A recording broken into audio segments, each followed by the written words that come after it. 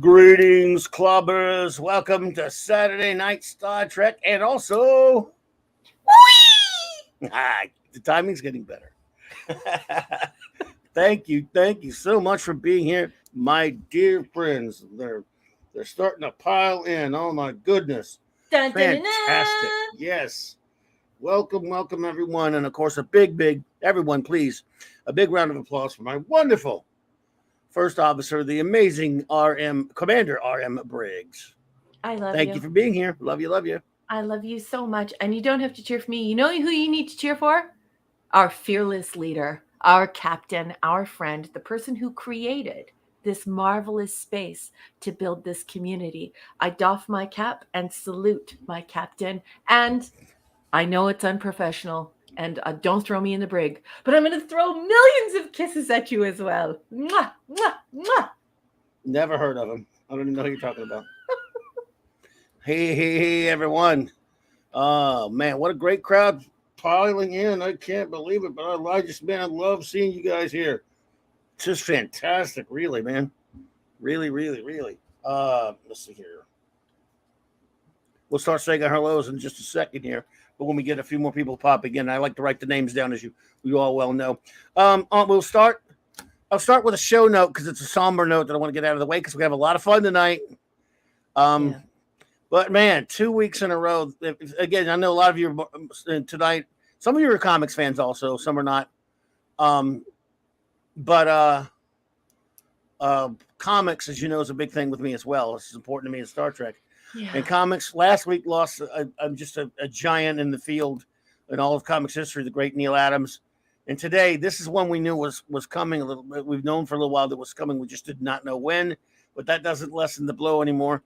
The great George Perez, and Monday night we will be doing a tribute to him, but a master of comic book art, one of the all-time greats. In my top three, always he's will just be. Amazing. Yeah, better than number 48 where that stupid tripwire thing put him, right? Yep. So you introduced him to me, and I absolutely love him. And the thing that I thought was just wild is after we spoke about him, I was able to recognize his work when we did subsequent episodes because his work was so good. And I'm not a geek. I don't know anything about comics, but I'll tell you something. George Perez was extremely talented.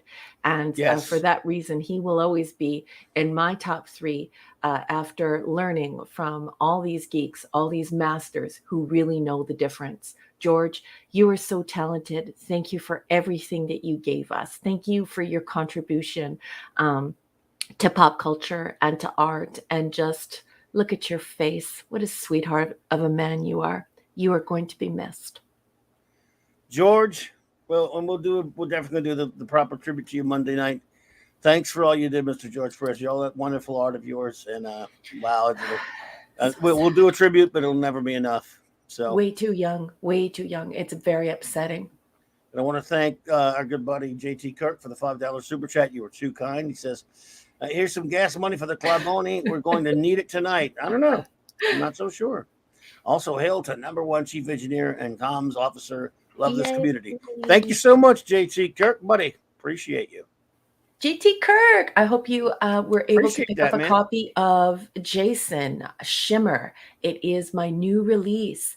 And so I issued a brand new video and I included it because of your request. So ask and absolutely. ye shall receive. So thank you for letting me know that I need to keep people posted. JT Kirk, thank you for snapping the whip because I managed to get that to Clobby. And I am the reason why we're running late tonight because Clobby actually late at all. uploaded that video because he is the best captain in all of Starfleet in the universe. I just love him. So I got the greatest first officer. Yeah. And one other quick show note on a lighter note. Wednesday night, I cannot wait for my great buddy Michael French to come return the return of Retro Blasting. Of course, many of you may know the great channel Retro Blasting. If you don't, please, there's a link in my description below. You should check it out, especially if you love the 80s and you love toys and cartoons and many other things of the pop culture of the 80s. It's just a fantastic channel Wonderful friends of mine from well over a decade have they been. This is their 10th anniversary this year, actually. But we're going to be a little over, right around a year ago, we did an MCU special where we ranked the MCU movies worst to first. And we're going to revisit that list for the add-ons and do some other basic talking about the MCU, now sort of known as the MCU. But I'm looking forward to that. And of course, the Clubhouse will be back at its usual spot on Thursday night. And I want a big shout out, thank you to the Great Comics Division, I was fortunate enough and honored to be on his channel last Thursday night for their Thursday night throwdown. He's a sweetheart of a man. The Comics Division is awesome. He's a great guy. So is the great Toxic Man Flu, and both the Toxic Man Flu and the great 32 Flavors of Nick Weiser, my buddy. They both are the ones that got me on there. We love Nick. And shout out to Nick. Congratulations to the great 32 Flavors of Nick Weiser, who has crossed the 1,000 subs mark. He annihilated it, in fact. He was at 950 last night when I was on his show. And now he's over it. And congrats to my good friend. And he'll be doing a big 8-hour celebration soon, no doubt. Yay! So Power Panel and yes, on the road to monetization. So this is great news all the way around. Love it, love it, love it. So please go check out the Retro Blasting channel. Please go subscribe to my buddy the 32 Flavors of Nick Weiser if you haven't done already, and give him some encouragement. Also, a big shout out to the great J-Man and the great Sean, my very good friends who joined Mark D and myself last night, the chief engineer, reviewing the new film Doctor Strange and the Multiverse of Madness. We reviewed it last night. It's there if you want to see a spoiler-filled review. And thanks to those great guys. Please go and check out his, J-Man's amazing channel as well. He is a great guy, and they're great friends of the show. Yes. And now we will do our traditional hellos after I say, well, the first hello we'll do it, because thank you so much. He just popped in. Max. The great master of all that is Limerick, Max Redstone, $2 super chat says, good evening. I'm L8. Late. Working on limits. Hey, you don't have to do any work around here, buddy, but we gladly accept them when you do them, my friend. We're looking so forward to them. We love them. How do you tip us? How do you put $2 in the tip jar and also give us these limericks? It's ridiculous. We love you, Max Redstone. Thank you Max. So much for being here. Appreciate you, buddy. Good to see you. Okay, well, let's do some hellos, and once we get that out of there, we'll get started on our episodes. We're starting season 7 tonight, 4 episodes for you. Starting off, of course, our crew is here. The great Mark D with a C, chief engineer. Mark D with a C. Our wonderful communications officer, anti-derivative Jill. Hey, Jill. And by the way, I should shout out. Yesterday, I had a lot of fun. I was on 4 different streams yesterday. That's all I did yesterday. And I had a lot of fun spending some time on our wonderful friend Anti-Derivative Jill's channel, talking. We won't tell you what we're talking about because it's bad. They're bad words. It's filthy, but not that way. How shame on you all for. Anyway, I had a wonderful time hanging out with the wonderful Anti-Derivative Jill on her channel. Please, I don't have the description. I have her link in my description below. And if she wants, I think she could put it. Jill, put your channel in there. That's right. You're a mod. She can do that. Yeah, she has a wrench. The great Lord Thoth is here. Thank you, buddy. LT. Great to see you, man. Avon lives. LT. Avon lives. Avon lives. Long live the Legion, buddy. Thank you for being here tonight. Oh my goodness, the wonderful Apollome's minion and the pupper. And the pepperoni. And the pepperoni. We're having pepperoni. How do you like that, 70s kids? The official. Hey, Anonymous. Anonymous. But that's a superhero right there, Anonymous. A lot of people don't know that. I gave his secret identity away. But yes, but it was a lot of fun. Yes, it was the filth that we were talking about. She said, "Don't tell Raquel," but I told on you. I was actually going to come and watch, but I had to work, so I was like, poop. Yeah, well, we did a good job, I think. We didn't betray anybody, except by watching that crap. I hope you showered afterwards. I could either confirm or deny that. Everyone should shower after speaking of the filth. Indeedishness. The great Steve Mitchum. Yo, bro, Maddie's daddy. Maddie's daddy, please kiss her whole sweet little face for me. The Comic Relief Crusader. What's up, bud? Cool hanging out with you last night on Nick's channel. And it's Evening. good to see you. Uh,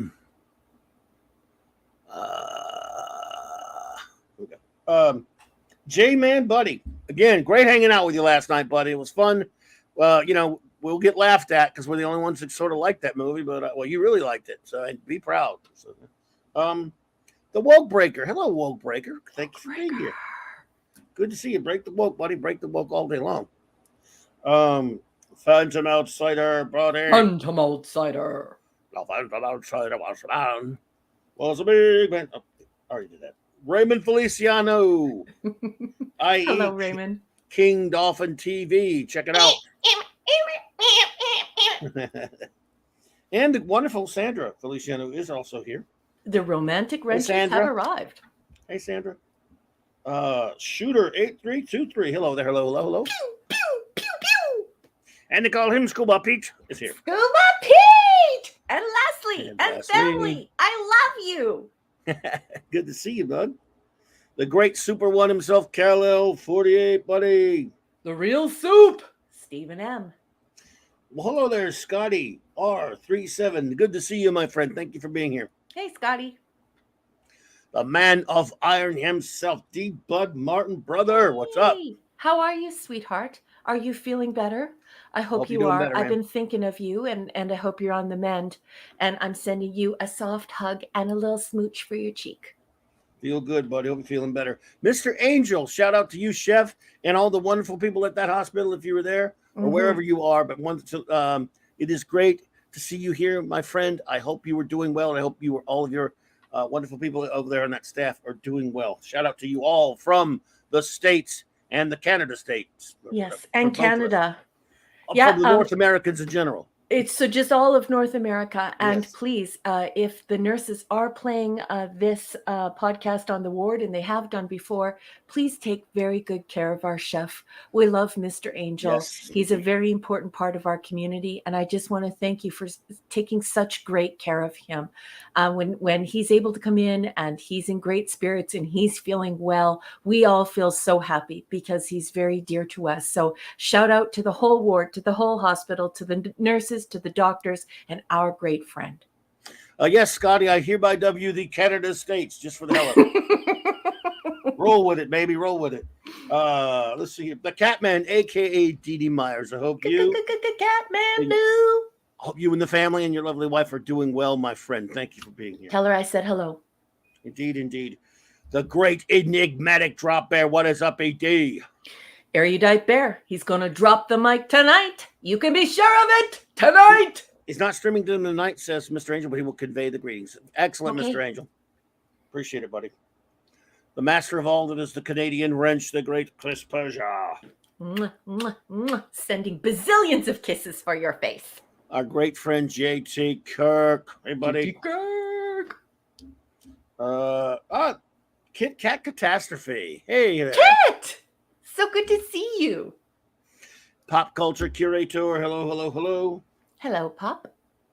Tyrell72, my friend. Good to see you there. Tyrell. Sorry to hear that, Catman. Best wishes on that, my friend. What'd I miss?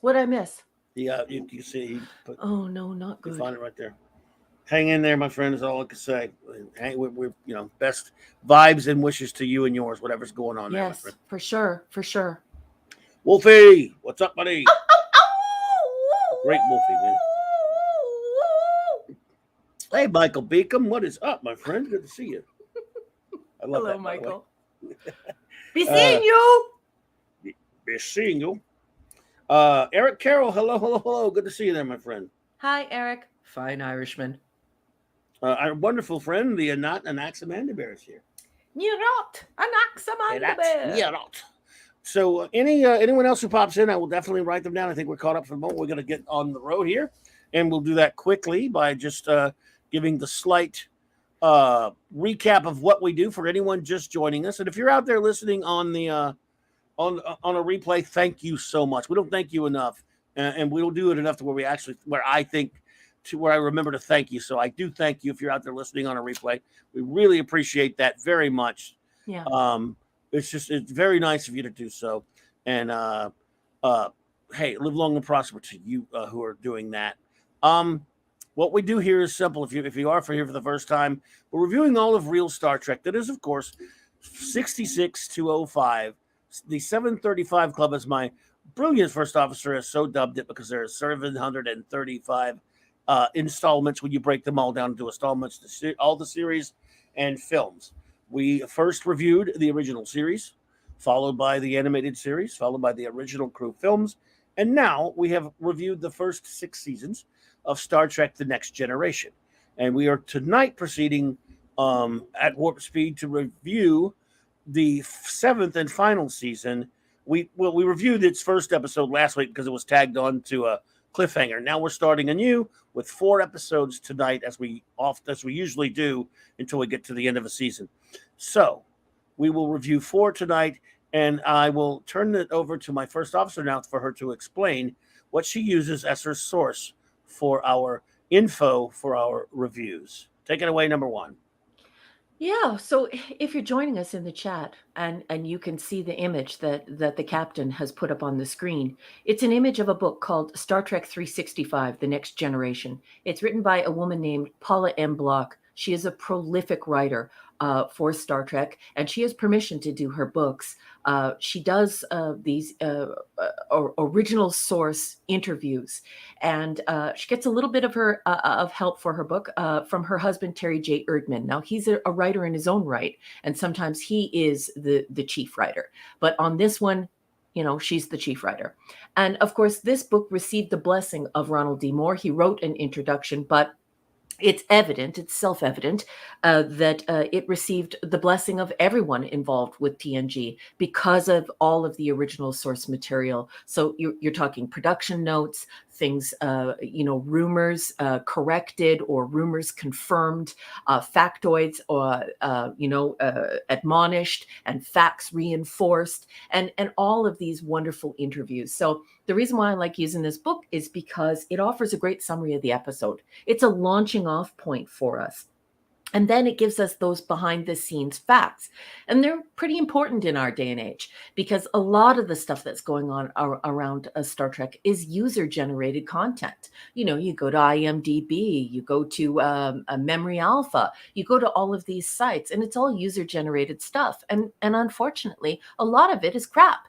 It's not true. It's either fan lore, factoids, so just rumors that have been told over and over and over again, or it's just somebody just adding it and it just needs to be deleted. So here we only want to work with facts. We want to make sure that we're having a good discussion that's actually worth something. So that's why we use this text to launch off.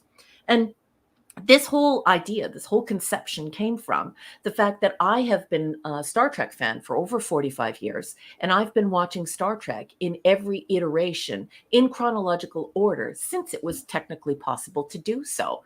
And then I met Clobby, this wonderful friend of mine, Mike Alonso. He used to own a comic book shop. He's a brilliant person. I call him the grand poobah of geeks. And we got together and we realized we have this passion for Star Trek. He's also liked Star Trek for 45 plus years.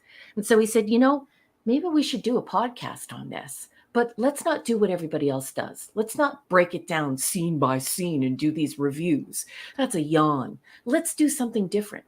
Let's pretend like we're at the con and we're all just meeting like community members to talk about the episodes, the things we love, the things we hate, and maybe we'll throw in a rank too. So that's what we do. I read from the text. I throw it over to the captain. The captain tells me what he thinks of the coverage and the episode. And then we do something that is very unique to our channel. We throw it over to the chat. Not only do we put up your grades, what you grade the episode, on the marquee, but we'll also read your comments. We ask you to keep your comments brief because, the captain and I read about 50 or 60 for every episode, those comments, but we welcome them. Your voices are important. You're an important part of this whole machine that we're making here in celebrating the original Star Trek. So without further ado, we should probably get into it. What do you say, Captain? Ready when you are, number 1. You hear that crunching paper in the background? You know what that is, folks? Those are my notes. And I take notes for every single episode I watch. And that's my contribution to the show. Clobby just thinks off the top of his head. That's another thing I should mention. This show is entirely organic. Not only do I not read the text beforehand, but Clobby and I do not discuss the episodes. We do not discuss how we're going to grade them, whether they're the good, the bad, or the ugly. Everything is happening in real time with you. So tonight, like Clobby said, we're on season 7, episode 2. And our first episode of the evening is Liaisons. Yeah. I also call this episode Misery because it borrows very heavily from the Stephen King book Misery. It also Yeah, right?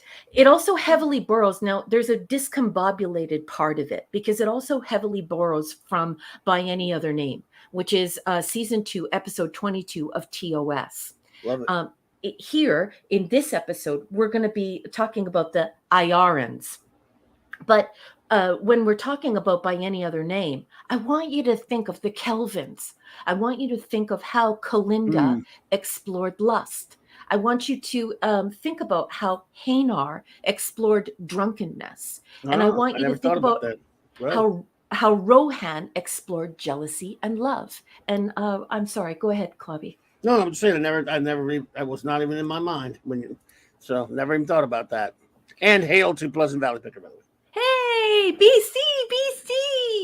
Yeah, so I want you to be thinking about that while we go through this episode, because, whenever they go back and they go against Jean's Bible and they start borrowing, yes, Scotty, it's green, and they start borrowing from that original stuff that was written by Kuhn and Fontana and Roddenberry. We can feel that. We know that. We sense that. And of course, it's a great no because Jean told them not to do that. So I don't know, man. That seems we'll talk about it. We'll talk about it after because there is another revealing clue that Cliff Boyle did watch By Any Other Name and that it influenced this episode. We'll get to that later. So like the boss said, season 7, episode 2, we all watched this episode for the very first time. Well, most of us anyway, on September 27th, 1993. Yes, folks, we're that old. Now, I'm going to start reading excerpts from the block text. That's Star Trek 365, The Next Generation, written by Paula M. Block. Let's stay copyright compliant by calling out the page number. Please turn your hymnal to page 317, where I will be reading extemporaneously.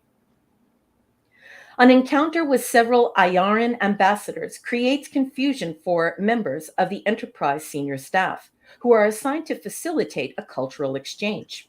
Troy finds that her ambassador is interested only in the gluttonous intake of food and drink, while Worf is goaded to violence by his charge. Meanwhile, Picard, who was en route to the Iaran homeworld, finds himself trapped on a desperate planet with a love-starved woman who would apparently do anything to keep him there. Liaisons began as a pitch with potential, a TNG take on Misery. So they admit it. Take on Misery, the best-selling Stephen King novel in which a disturbed fan holds a novelist captive.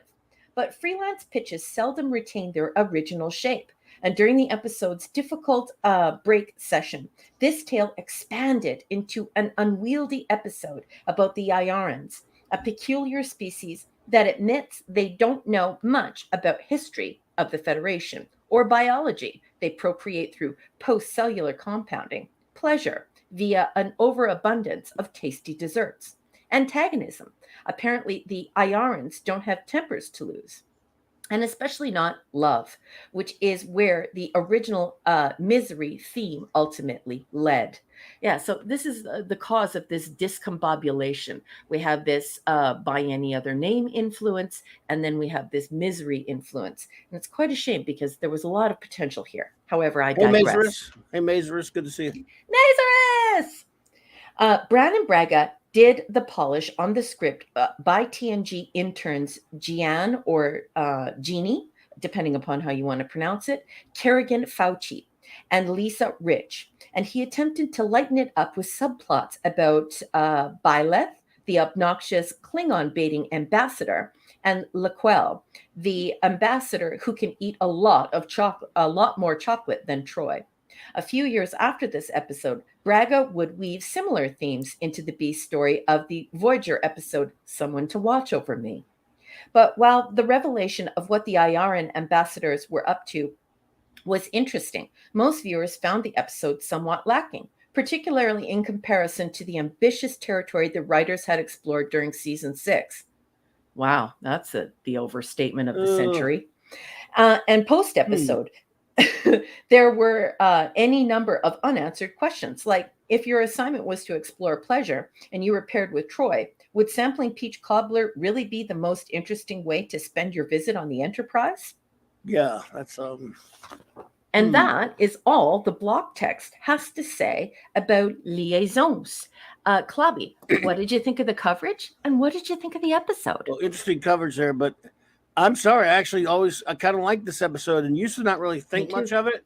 And I think because of giving all these, being, and fresh in my mind, all these really bad ones from season 6, to me, this is a pretty refreshing, very Star Trek type of a story. Obviously, since you're citing things that it kind of mind, it makes even more sense that there's some similarities. Now, I don't consider a rip unless someone rips a whole plot of an episode off. And if you rip it, if you suck up elements from something else, I don't mind it too much. It works. It worked in 3 episodes. It worked, yeah. And I like, again, to me, it's very entertaining. They actually, of course, the Worf stuff is gold, is comedy gold. His relationship with his ambassador is fun. Then you have even Troy's not annoying because it's kind of fun that I like this ambassador guy trying to learn. We don't know exactly why he's doing it yet. And I tell you, by the time we get to the Picard story, I was kind of worried back when now I haven't seen this in a while. I'm going, okay, this is going to be a bunch of boring crap. Some of that stuff with him and the admittedly wonderful lady. Oh God, she's beautiful. I'm in love with her. Yep. I thought some of that stuff was, it was mysterious. I wasn't sure they were going, so I didn't know if I was going to just like the Enterprise stuff and really kind of get bored with that element of it. But it had a nice twist to it, and when it is explained to him what they are and what these aliens are doing, I thought that is a nice twist to what we thought this was just some lady that was alone in a shuttlecraft. I thought this is very Star Trek. Aliens trying to learn from us. I found it to be certainly not one of your greater episodes, but I found it to be a very solid episode. And very well, again, so much, at least you're trying to be a science fiction story that tells, again, you got humor in it, yes.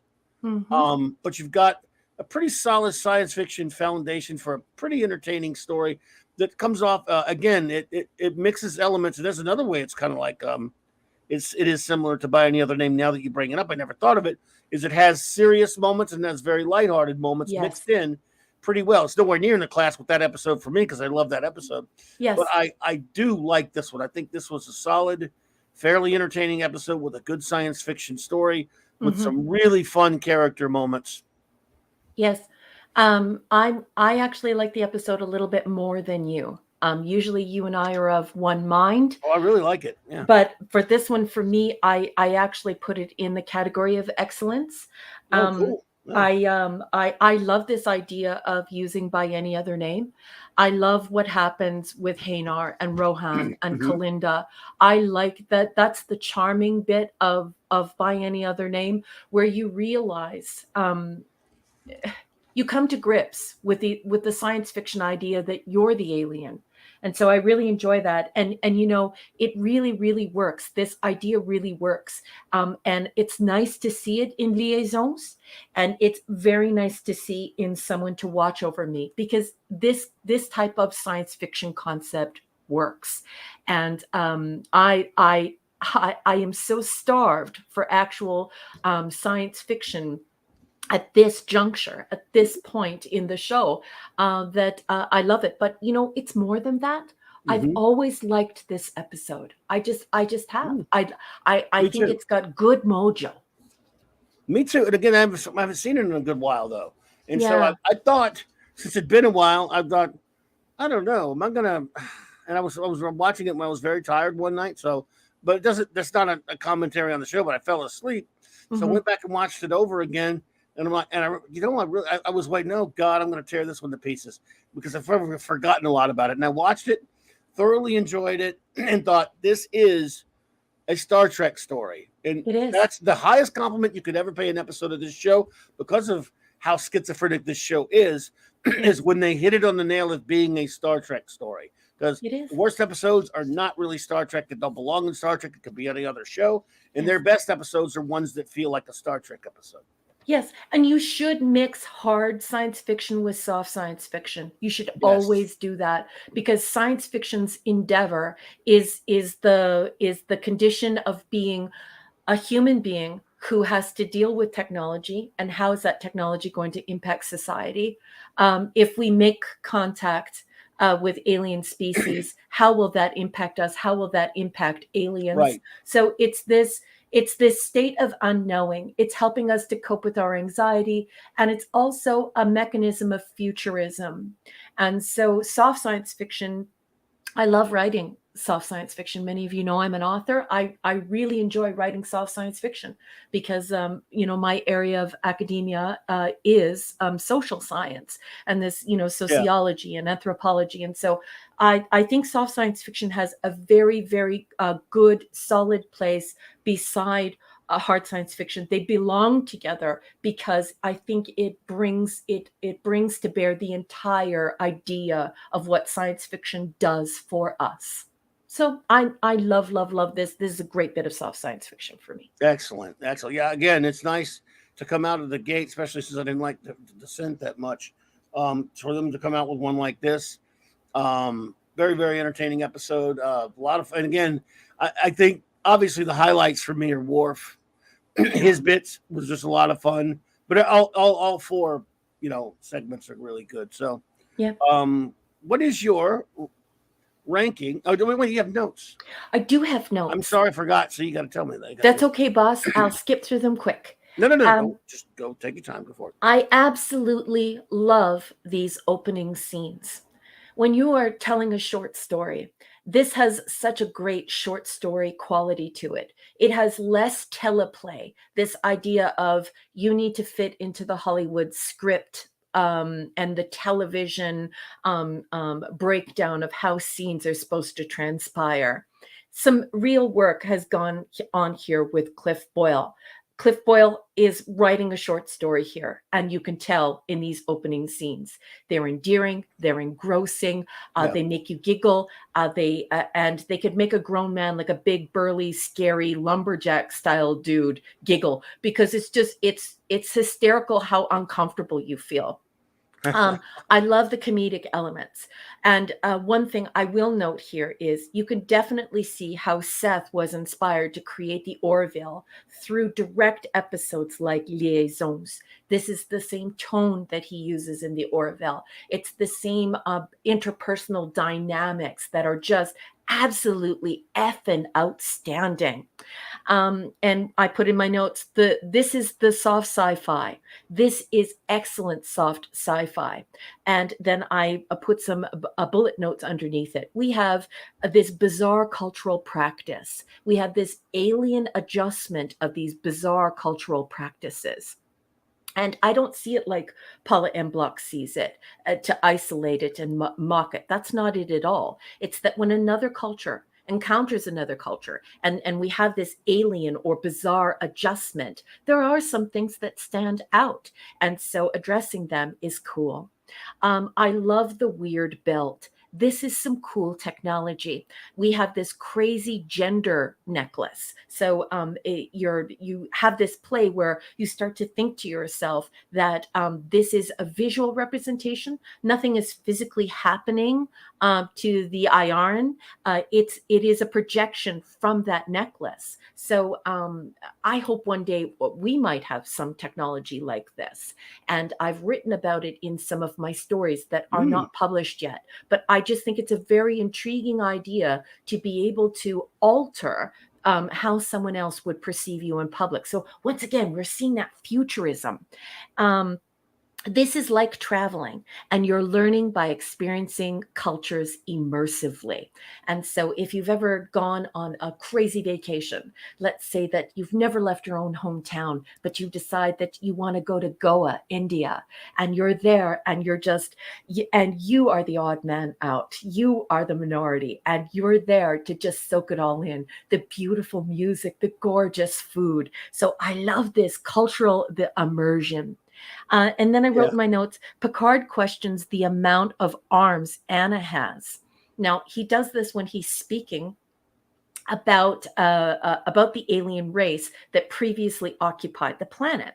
This is more evidence that Boyle was inspired or influenced by any other name, because we know the Kelvins actually had hundreds of tentacles. So that they call back to Greek mythology when we're looking at the 100 Handers, which is a part of Greek mythology. Right. Then I have Worf says he took 2 chips. He actually took 3, and I wish someone would have caught that, because that's a little boo-boo. And humans experiment on creatures for science. We do this all the time. But now we are the subjects of the experiment. Right. And then I put Jean-Luc's parting conversation is the only dumb part of this show. When he starts lecturing the Ayaran, about how humans always take a balanced approach. Stick a cork in it, Poopy Stew. Humans don't always take a balanced approach to anything. But other than that, this is a shining, welcomed bit of science fiction. Tons of fun. So cool. Well, so that's excellent. What is your rating for Liaisons then? I think they could have done a little bit better with marrying the misery with the by any other name. I think it's just, there's a little bit too much rub there. And I didn't like Jean-Luc's parting words. I thought they were corny and weird, and they bugged me. So I reduced it to an A-. But this is a strong A- for me. This is great Star Trek. Give me more, please. Stop stealing other people's work. Just write your own stuff. Look at what you did here. Make Cliff Boyle write for you. Go back in time and give him 2 more episodes. Yes. I actually, by the way, hello there, Captain James C. Skywalker and Monkey G. Bus. Monkey G. Bus. I also went with an A-. I wanted to have a high rating because, again, this is what we're supposed to be doing with Star Trek episodes. It has a great feel to it in terms of science fiction. So now I will ask, our wonderful friends in the chat, if you will start with your ratings and any reviews, any words you may have on Liaisons. The word is given. Oh, Mr. Tickle Trunk just walked through there. I left you a gift, boss. Hey, Mr. Tickle Trunk with a $10. Is that a sticker? Oh, thank you so much for that. I appreciate that, Mr. Tickle Trunk. You are too kind, my friend. Thank you. Thank you so much.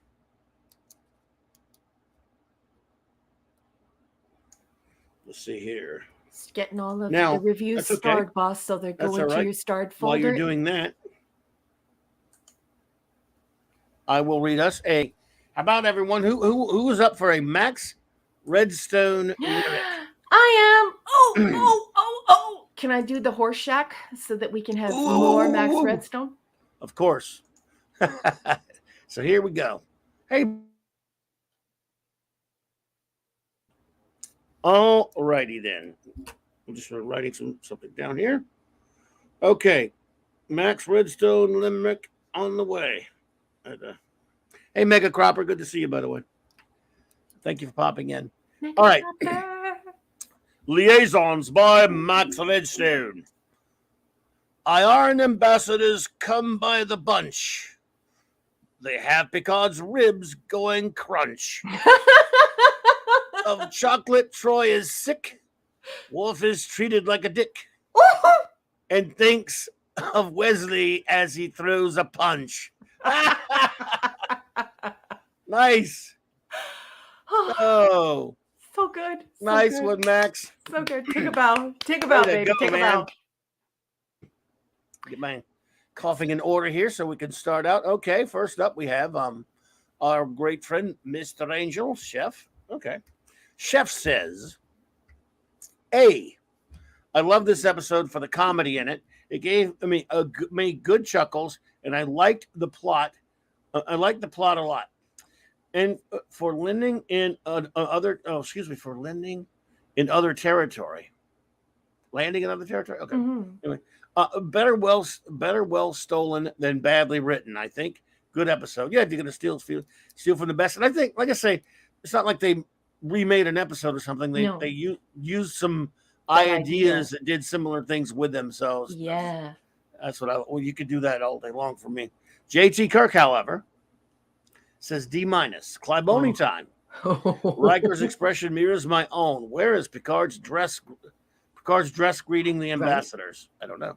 That's Poopy Stew behind the scenes being a crybaby, whiny baby. Counselor Camelto showcasing pleasure in liaisons. I think we know where this is going. Well, the alien that was interested in finding about love was the one signed to Picard. So, yeah, it was a little one. But I hear you, JT. Didn't like it. There you go. Nothing wrong with that.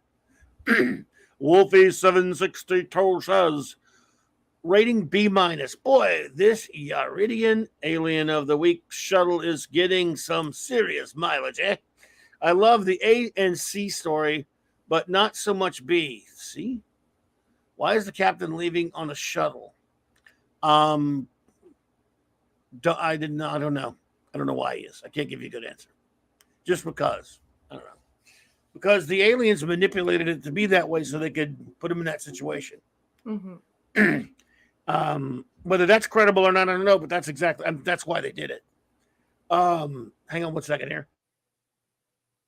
Damn it, throat messing up right when I don't need it to. Sorry. I bet the alien eating all of the new food probably needed a bathroom to destroy. My favorite line that I tend to use casually: bring me new food. Anytime we have our characters playing cards is a good time. I like how they intertwined this into the story. There you go. Thank you so much, Wolfie. Eric Carroll says, B. You guys already explained it. Thank you, Eric. I love you, Eric. Thank you. Mega Cropper also says B. B. As does Raymond Feliciano. So we got a couple of BBBs. Some B's. And the great Lord Thoth says, B. Was an interesting story with great crew interaction and fun scenes. I liked the Worf stuff, and it was like the crew was having a good time. Yes. Indeedishness. Yes, sir.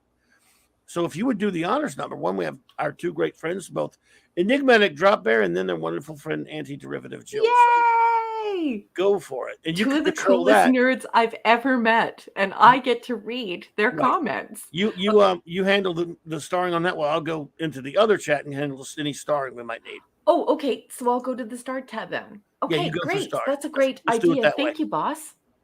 No problem. Okay, Enigmatic Drop Bear, the erudite bear. He's got a 4-parter on this one, and he's giving the episode an A-. He says, up until Voval was revealed as Anna, I thought this was a knockoff of Stephen King's Misery. Yeah, you can see it. It's very obvious, isn't it? Replete with plot holes, contrivances, moderated using Anna's prurience as a distraction. I'm just learning this one. Go easy on me, folks. Here we go. And 2 of 4. Instead, the revelation that the Ayaran anthropological method requires extreme immersion was an interesting twist. As an allegory, it draws parallels with hedonism and mentalism. Yes, experimentalism. Sorry, I'm just not with it tonight. You're fine. And I think it's all the clickety click. I don't know how you do this clickety click, then unstar, then put the comment, then read it. You're very busy on this tab. I'll handle it if you want me to. No, it's okay. I need to learn it. It's just making me a little brain dead. 3 of 4. Worf's experience as a diplomat was fun to watch. Testing his limits, losing his temper, then the surprise of Byleth expressing his satisfaction with the experience. And then this one. Hilarious scene. Yes. Even Counselor Moose Knuckle. Moose Knuckle is for guys. Camel Toe is for girls. Even Counselor Moose Knuckle was tolerable, even fun, probably because the story didn't require use of her counseling quote unquote skills. Yeah, or her telepathy. All right. So, and now we'll go to Anti-Derivative Jill. She's got, and that was an excellent review. Thank you so much. Well done, ED. Thank you. And now Anti-Derivative Jill, another one of my favorite nerds. She's got a 3-parter, and she's giving this a B+.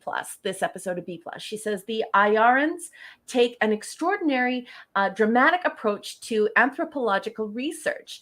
Due to this lack of understanding, the extreme experimentation comes off as humorous and intriguing.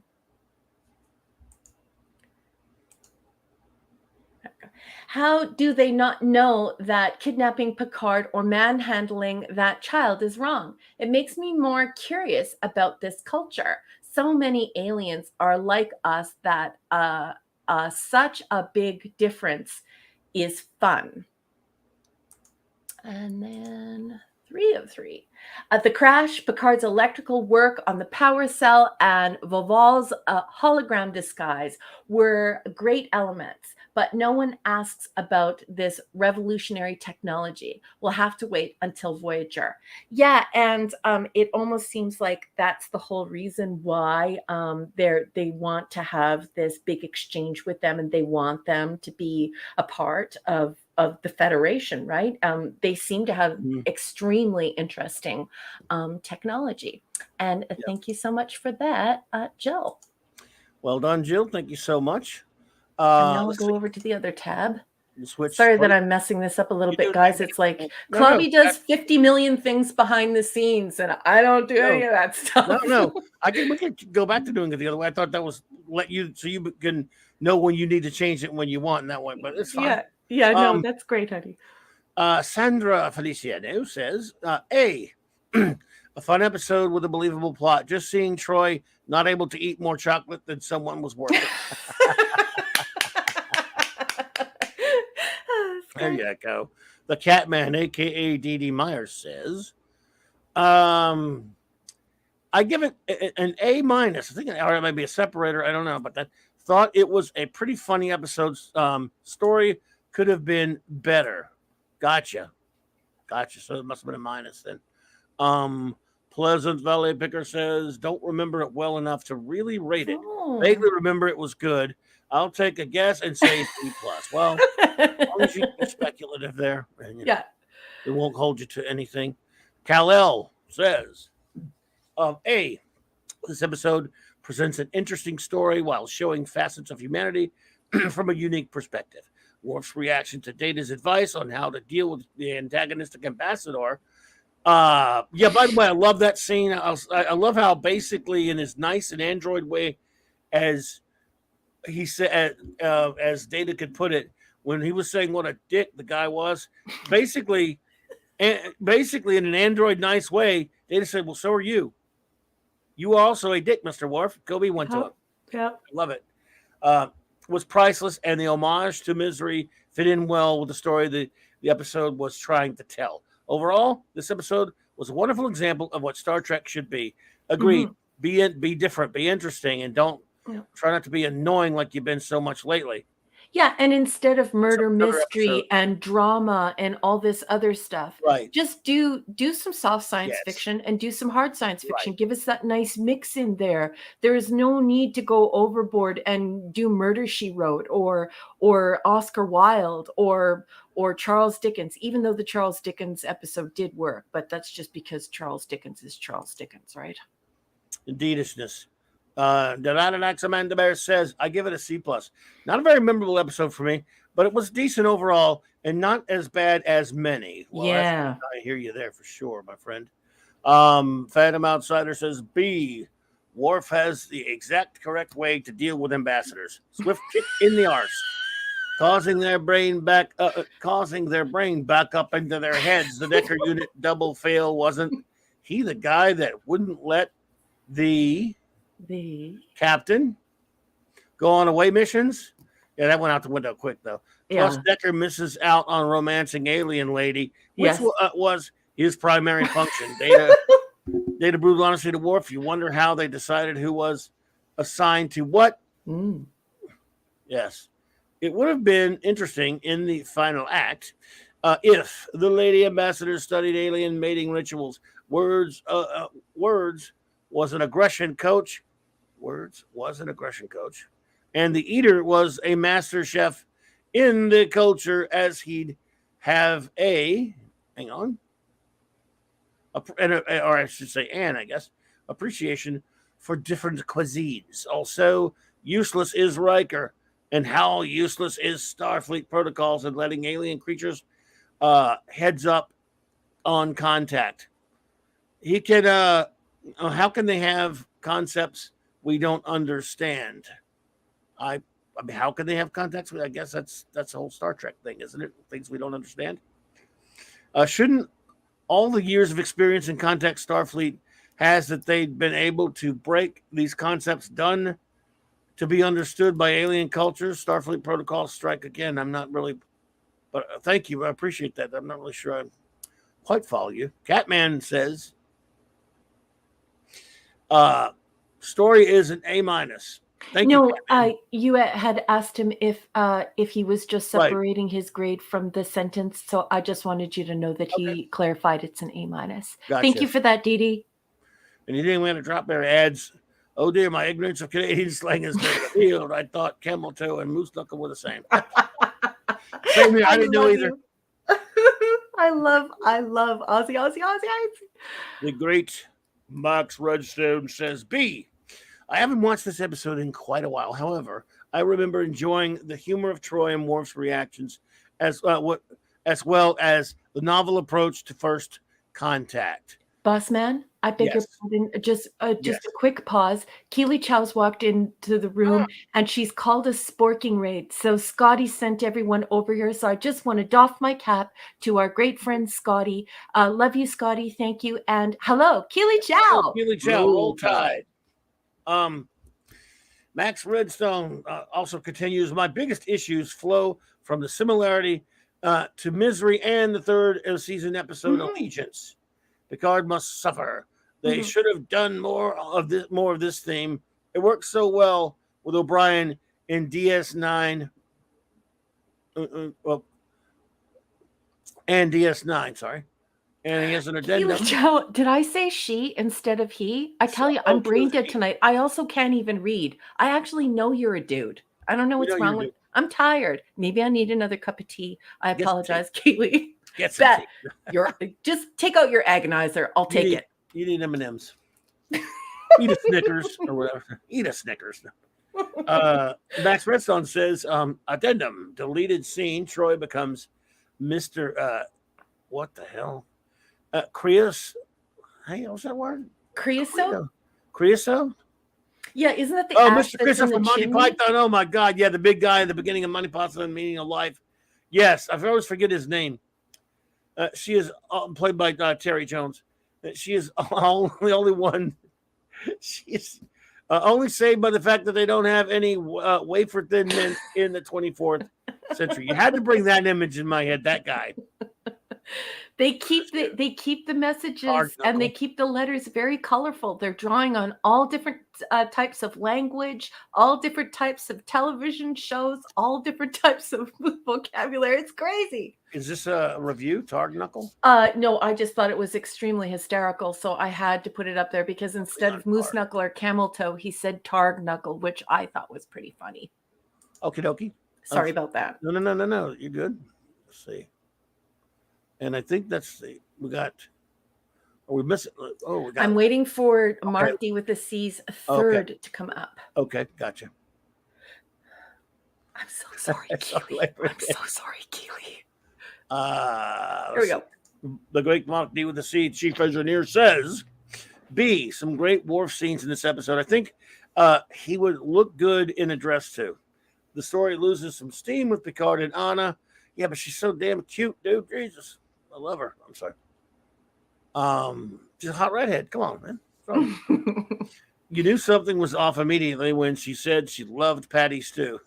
Picard almost got it on with an alien. He's stealing Riker's job. But remember, we find out later she's only doing it as a test, so she really doesn't love him. And there's no Anna. Anna doesn't exist, right?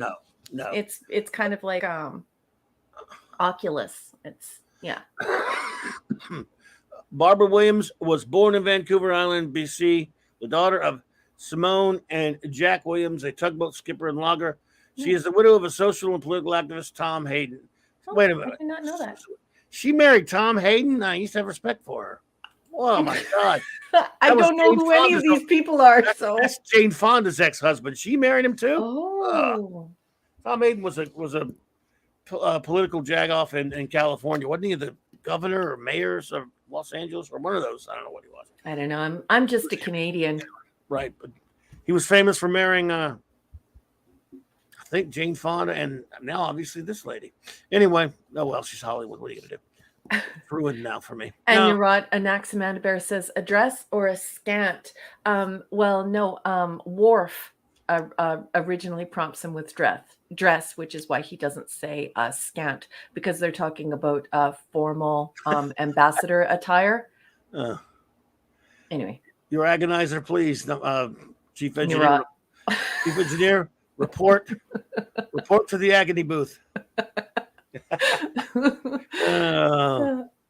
Okay, so we're ready for I'm currently divorcing Jay Fonda. Well, that's a good move. Hey, the superheroes are here. Take care of mom. She had knee surgery, replacement surgery. Oh, my goodness. Well, Wendy, it is wonderful to see you. I hope you were doing well tonight. Yeah. Or today, whatever it is where you are. Well, and tell your mom that the entire chat is sending her flowers and hugs, and I hope she gets well really soon. Yes. Knee replacement surgery, that's a serious surgery, and that's going to take some serious recovery. So I just want you to reach over right now, Wendy, and give your mom a kiss on her face and tell her that you love her, and let her know the whole community is wishing her well. Yes, indeed. I hope you're in steady recovery there, Wendy Webb. Thank you so much. And yes, Zathras is here. Zathras, what's up, buddy? So we're ready to move on to our next episode. Are we not? We are. Interface. Oh, brother. All right. Interface. Interface. Season 7, Episode 3. This aired for the very first time on October 4th, 1993. Let's stay copyright compliant, shall we? I'm going to be reading excerpts from Star Trek 365, The Next Generation, written by Paula M. Bloch. Please turn your hymnal to page 318, where I will be reading extemporaneously. As Geordi prepares to test a new technology that will allow him to use his visor as an interface between his mind and a mechanical probe, he receives word that his mother's starship, the Hera, has been lost with all hands aboard. Geordi refuses to postpone the experiment because it could save the lives of 7 men and women aboard the Raman, a science vessel caught in the atmosphere of the giant Marigny 7. The probe named after noodles. Sorry, go ahead. Pardon? Ramen, is it named after noodles? I actually believe it's a little girl's name in Punjabi, and it's ramen, and the way that they pronounce it on the show, like the noodles, is not how you're supposed to pronounce it. But gotcha. Yeah, anyway, go ahead. Sorry. Yeah, Marigny 7. The probe establishes that the Raman crew is dead, but also indicates that LaForge's mother is aboard the Raman, and she wants Geordi to use the probe to send the vessel deeper into Marigny 7's atmosphere, where she claims the Hera is trapped. James Cameron did it better, but Joe Menosky did it first. Oh, brother. The core idea of interface, an avatar-type interface used to function in an extremely inhospitable environment, alien environment. Okay, my wonderful Star Trek community, please tell me the origin of Avatar. It's not Joe Menosky. Please, if you have a chance to Google that right now, or DuckDuckGo it. You know the film Avatar? Yes. by James Cameron. Yes. I call it Dances with Smurfs. Yes. But if you've not seen it, lucky you. No. Well, basically, on this planet that is being taken over. Well, Earth has scientists there and industrialists there fighting over this planet called, I forget the name of it. It's been so long. I got dragged to see it at the theater. And you have these like really, really gigantic blue aliens running around and stuff like these peaceful, wonderful. Yes, Fern Gully. And humans have I know found a what way. Fern Gully is. Humans have found a way to make a copy, like an avatar type copy of that body, and project their minds into it.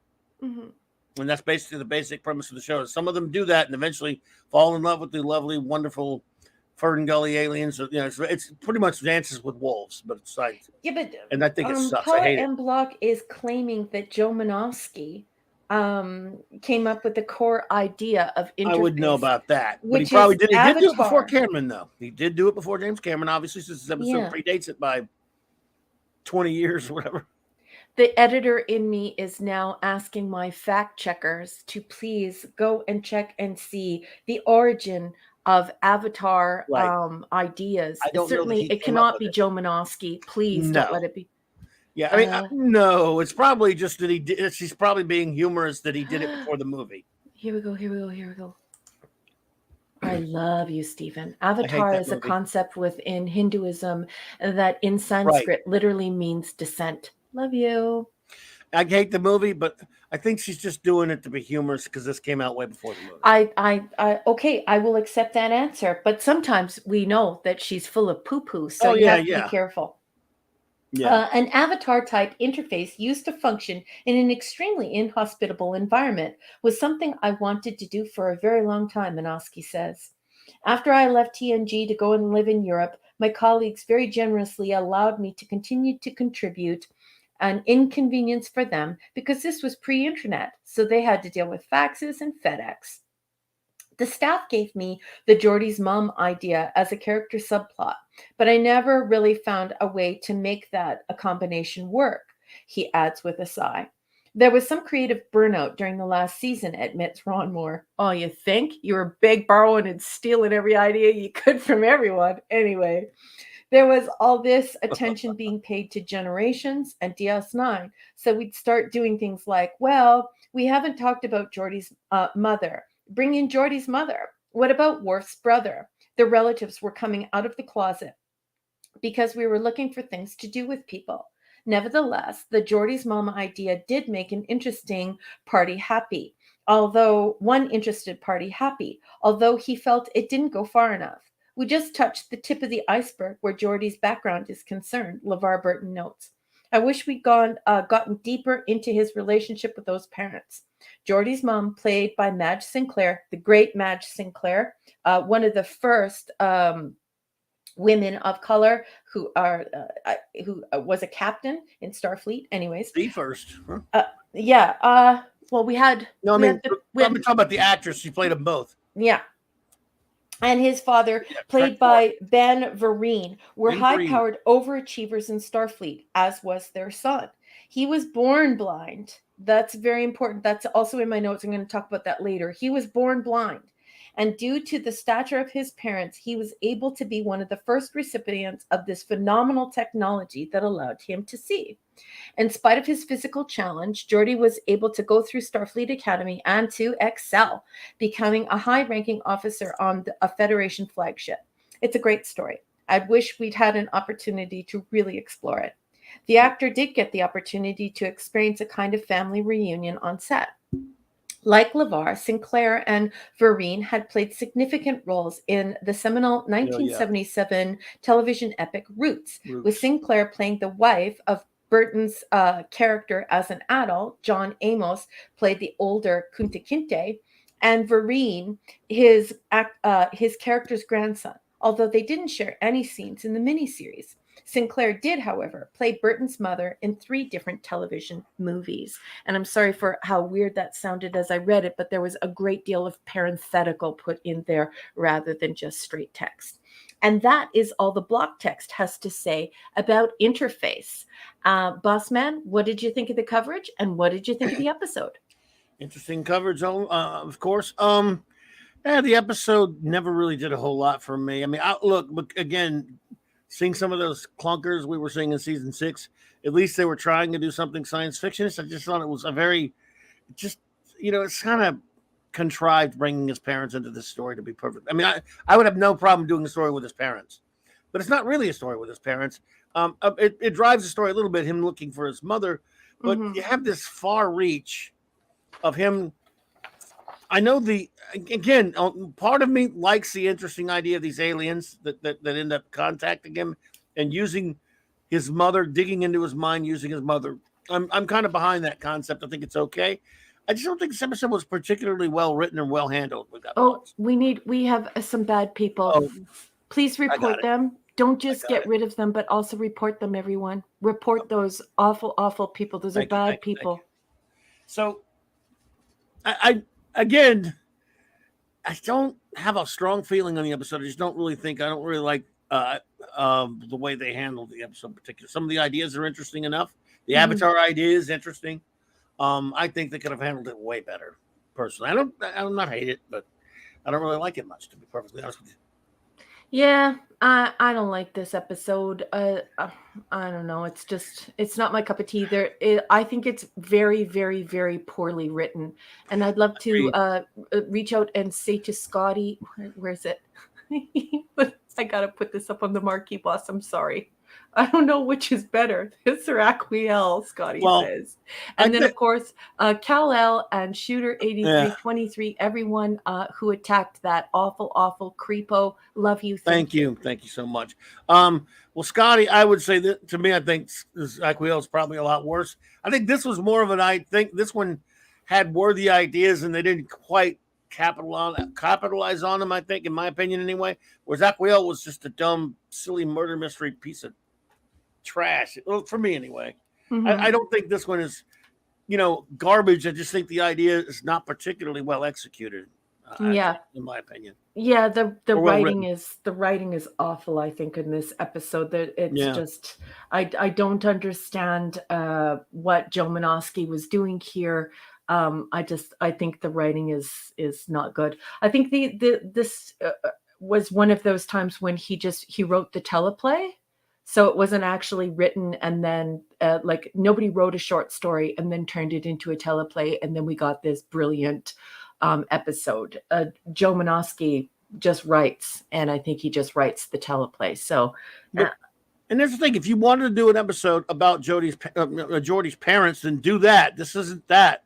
I mean, they're shown for 5 seconds. I don't call that an episode about Geordie's parents. Yep. Yeah, not one of my favorites. Yeah. So, notes. Madge Sinclair, Captain Sylvia LaForge. Hey, I know a lot of people in the filth say she doesn't exist. She exists. How does the probe throw the pipe? I'd like to know how the probe throws the pipe. The probe has no substantial arms that I could see in the LCARS panel. So the way that it picks up the pipe is dumb. I always say this, but I'm going to say it again. LeVar Burton's long nails are so icky. They're very vampire-y. They're very icky. He needs to cut his nails. This story reaches too much. Geordie uses an avatar suit and an in-person probe. Geordie can see as though he isn't visually impaired. How? Right. He was born blind. He does not know what his mom looks like to the naked eye. His visor composes energy signatures. This is the composition of his vision. Why doesn't he just throw away his visor and start using the probe and the suit? This is a dumb story, and the technology is not explained, and it supersedes the visor. So that's something Joe Menosky did that was just D-U-M-B, dumb. Canadian Spidey. Good. Hey, Canadian Spidey. The Hera is 300 light years away from the Raman. Yeah. That's 300 light years away. 300 is a little long. Yeah. So how Geordie would even try and shop that idea. He needs blow dart level meds. He should have been taken down. And And Beverly should have given him blow dart level meds. The ninjas should have come out and just blow darted him there instead of having these weird conversations. His mother's ship last reported 300 light years 300. away. So it's That's just a bit of dumb. a journey. Yeah, it makes no sense. Data says there is a high probability Geordi is correct, despite saying to the captain, but not at all, that it's not likely at all, that it's basically impossible. And Geordi and Data disobeyed direct orders with no consequences. Of course. And that's all I have to say about this crap episode. You know what that reminds me of when he said there's a high probability, and then it says, what is it? He says, not very much. There's a line in the Naked Gun where the cops, when they said, the doctors say he has a 50-50 chance of living, but there's only a 10% chance of that. It's like, yeah, what do you, Data, what the hell's wrong with you? Yeah. And everything, again, you're supposed to, Geordi, look, I get that the aliens pulled it out of his head to use it to try to, fish him in. Yeah. But as soon as you heard that it was 300 freaking light years away, yeah, that's it. You're gonna have to find some other way to convince me that Geordi was dumb enough to take a chance. Well, he's grieving. At that point, you would think that he had a psychotic break. Maybe he was having a nervous breakdown, but it was absolutely impossible. So I don't understand why we kept on entertaining it. And here's the thing, folks. There are people who write short stories for a living. Now, people have stopped writing short stories for a living. Apparently, from what I'm told, a lot of sources are saying it's because publishers don't think that people want short stories anymore. But this is what has happened. There's this whole ecosystem brewing. This is why we've lost episodic television. You have to write short stories. And then there's a completely separate discipline where people turn it into a teleplay. Those are people who write scripts. They're teleplay writers, they're script writers. Some people even call them script doctors because they doctor the story to fit into the television rules. So this amount of time, what can be said, how we can move from one scene to another, the way we chop the story up. But let's face it, you can't just cut out the writer. You can't just, these things are two different disciplines. I edit and I write. People tell me I'm a pretty good editor, but I don't edit while I write.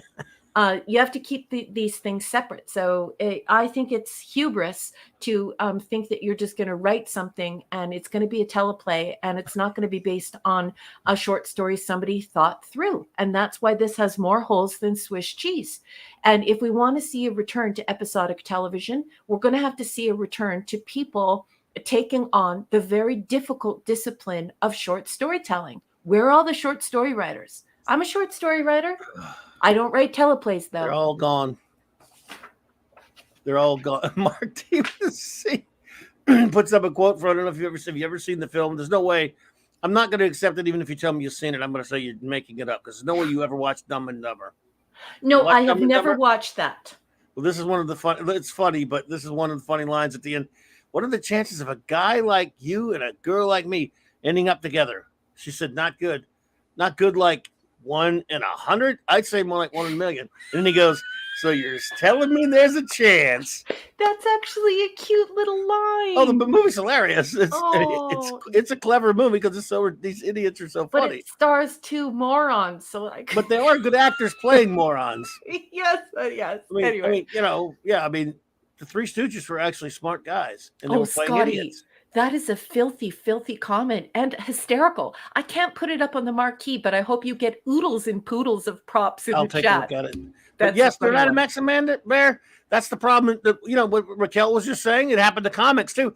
Comics have been short stories. They started writing for the trades, if you will, early on, where they, instead of writing shorter stories or one-issue stories, they started writing all these epic events and crap like that, which it's very similar to what Raquel's talking about, ruining comic stories by making them drag out for freaking ever. Something that pissed me off for years. That's why I agree with her so much about short stories. I love them. So, Yeah, you Jack have to refers to have some himself that way. original ideas, and you have to have somebody who has studied the discipline of short stories, is enamored by it, absolutely loves it, and wants to use that as a way of conveying their ideas. It's a discipline unto itself. It's not something that you just you take so that you can learn how to write big long novels. And I would like to remind everyone that most of those big long novels that you've read your entire lives, that you think are these, these magnificent epics, they were sent bit by bit, chapter by chapter, to newspapers and magazines Yes, in days it's gone true. by. But there is a completely separate circumstance of writing a short story and an episode. This is contained. This is a story. This is separate, and it has these ideas, and they're very concise. And you have to make sure that you mind your P's and Q's, that there are no plot holes, that people are that you have people on your team who are reading and rereading those short stories to make sure they make sense, because every sentence is precious, and you have to make sure that things glue together and look good. And that's very different than just getting a corporate team of writers together who are experts in teleplay, who just keep telling the same story over and over again, creating this suspension that you're waiting for the next resolution next week. That's, of course, never resolved. You're just merely suspended again. So your rating of Interface is? It's a C-. I almost gave it a D+, but it's a C-, Captain. It's weird. I gave it a C- as well, and I was because you almost talked me into going down to D+. I mean, Yeah. but I just stay at C- because we've had so many rotten ones. This is more of a botched attempt. I wouldn't mind. Look, I wouldn't blame anyone for giving it a low rating. It's a botched attempt at a pretty interesting idea. Some of the stuff with those aliens and everything, and it's not good. But remember, for me, folks, when I watched that, when I had to watch it today, I'm coming off of yesterday when I sat through two of the worst things. Never mind, I can't say it, but maybe it just put me in a charitable mood. I don't know. But yeah, go for it. Now, everyone, I will ask our wonderful friends in the chat to give us your rating and any comments you may have on Interface. And while number one is fetching those, how about a little Max Redstone limerick? Before we do that, Scotty was just calling out another plot hole. Like, he would have liked to have seen some resolution, and he just yelled out, "Jordy's mom died, though, right?" I don't know. Yeah, it's annoying, isn't it, Scotty? Yeah, they didn't Anyways, say. yeah, sorry to interrupt. I just thought that was a very No, salient cool. point, and that I ought to bring it up. Right. Unless they say later in some other episode, I don't know. Okay, everyone. Interface by Max Redstone. Here we go. All right. Jordy's mom is missing. That's bad. But he tries his best not to be sad. Reality takes grip, and he tries to rescue a ship. And he turns himself into Nomad. Yeah, I love this. I love this. Wow. I love Max. You the man, Max. That's fantastic. Have you noticed how close Max's diction is to ours? His vocabulary and just like his thinking patterns. Max is definitely a 735er. I think his brain is a marvel. I love Max. Everybody give Max a hand in the chat, just for being an outstanding person who is here to entertain all of us and putting all this work in to entertain all of us. I'll tell you what, since I didn't give it to him the last time, JT Kirk says D. Clubboni. Okay, just for you. Let me get the Clubboni. Get out the Clubboni. We haven't seen our buddy Hungry Boy tonight. So Hungry Boy, shout out to you wherever you are. If you hear this later on a re-listen, we're doing the Clubboni there for you. We hope you're well. We love you, man. So there you go. There's your Clubboni. He says, Clubboni, replicated environment and the holodeck versus the silly VR suit. Picard should have excluded Geordi from the rescue mission, as he wasn't objective and likely will compromise the mission. Yes, and obviously on at a level of a psychotic break, as though he's having a nervous breakdown. You know what I mean?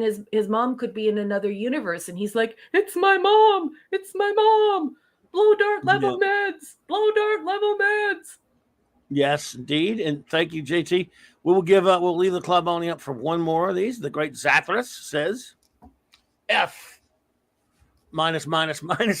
Crap. I would rather watch Gray 17 is Missing on a loop for 5 years than this crap, boring crap. I skip it all the time.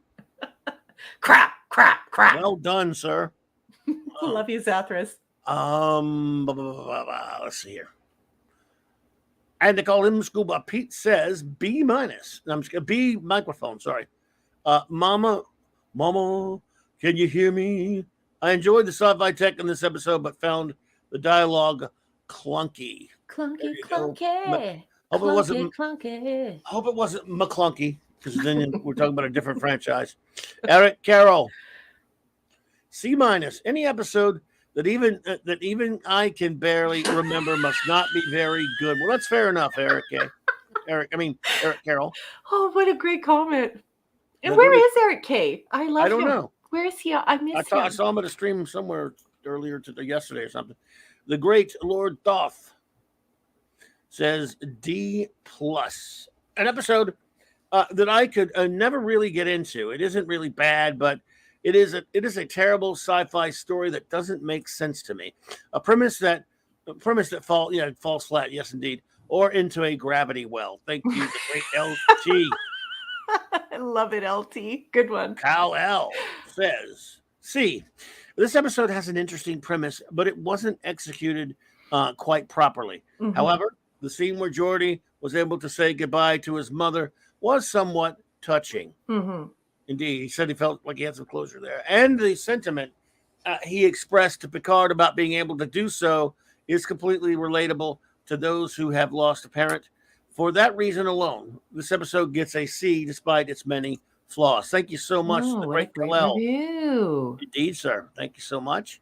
Pleasant Valley gives it a D plus, a waste of time. They promised to introduce Geordi's mother, and it goes nowhere. Yeah. Feels like a ripoff. Forgettable bore, and his behavior is just weird. What a great comment to raise that we really want to see more Madge Sinclair. We want to know her. Let's meet her, and we never get to. And so I love that because we were just speaking of Eric K. Eric K. is often talking about payoff. Where's my payoff?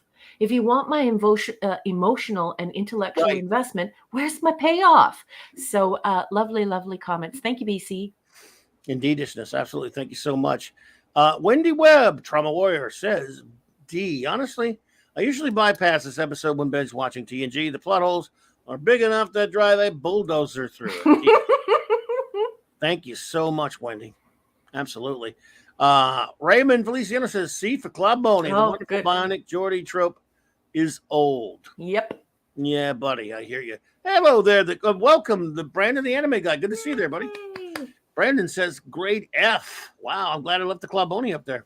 The more I think about season 7 and this drivel, the more I want to toss it out of the airlock. Fatality, he says. Thank you so much, Brandon. Appreciate you. Let's see here. And the Phantom Outsider says, C. The oddest thing is, why would they allow him to connect his nervous system to a highly disposable probe? Probes can be replicated. Nervous systems, not so much. Never heard of remote control. I think he means question mark. Let's see. Find his next one here. Hang on a second, Phantom. Okay, now he says, we have to remember Geordi is the guy Data's let poke around in his positronic brain. Who's he gonna get to do that? Decker? Troy? Data's logical approach humor him. Sure it's possible. And monkeys. Oh, and monkeys.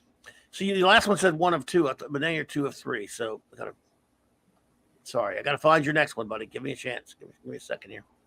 We will find you. Hey, Katie Card just walked through the door. Everybody say hello to the beautiful little ballerina, Katie Card. Katie, great to see you, my dear.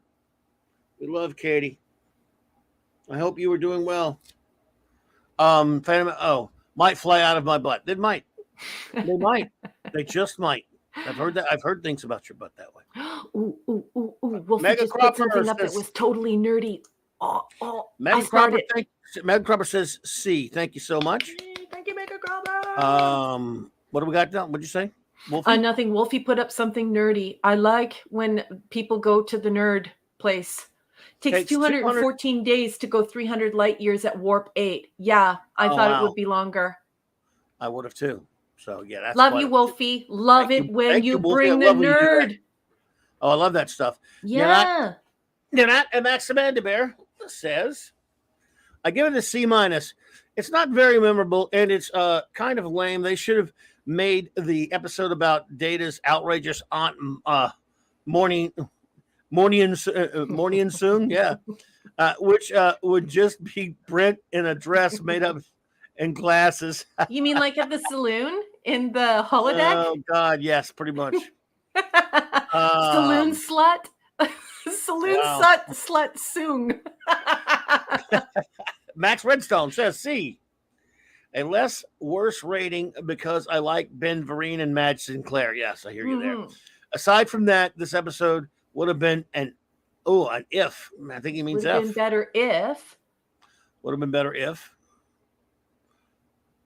Geordi's health was imperiled by the interface to the point where his mind might only have survived if transported to probe.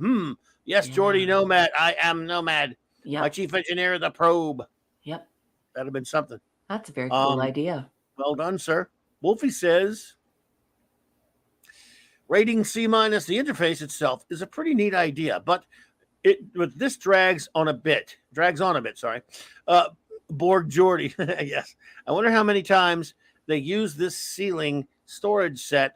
Wow. Lacutus, LaForge. Good question. Yeah, probably a few there. Like you said, tractor beams to full power to lift the poop out of the carpet. Wow.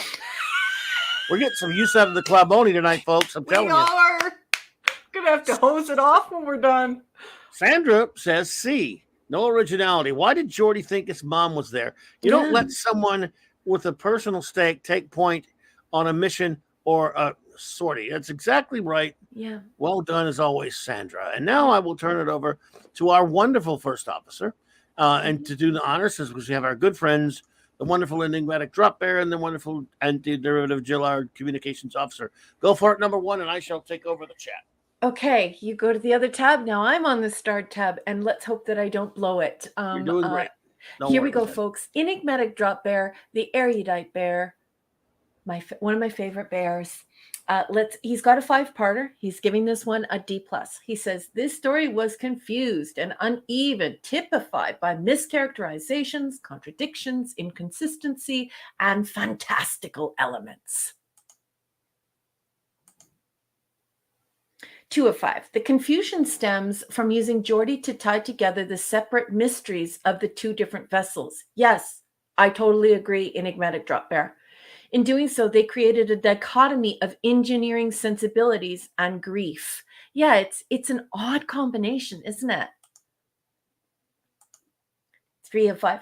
The grief part endeavored to convey the process of letting go of someone after they're gone. It was a poor attempt at recycling the central theme of the bonding, a much better story. Yep. I love these comments, enigmatic drop bear. I love the way you articulate yourself. 4 of 5. No substantive reason was provided for assuming the Hera crew had been lost. Geordi gave sound reasons for why it was a poor assumption. The basis for grief was not properly established. Yeah. And also his dad didn't seem too broken up about it. That was weird. 5 of 5. Finally, the experimental probe controlled using the VR interface is not futuristic enough for the 24th century. Yeah, enigmatic drop bear, because then it makes it seem as though the visor is antiquated technology. So I totally agree with you. Drop the mic on that one, Bear. Loved it, loved it, loved it. Thank you very much. And now I'm going to go to Jill, anti-derivative Jill, one of my favorite nerds on the whole internet. Hello, beautiful lady. Jill's going to give this one a C+, and she's got a 5-parter. She says the neural interface would be much improved if it could convert images to match his visor input as he was born blind. Yes, Jill. But I thought the exact same thing. But I still really think it's a fun and interesting idea. 2 of 5. I'd liked it even more if I could have seen the it in action, especially in regarding giving verisimilitude to how the probe is working. Oh, I think you have 2 out of 5s. And where's your 3 out of 5? Oh, None in and there? then there's a 4 out of 5, and there's no 3 out of 5. That's okay.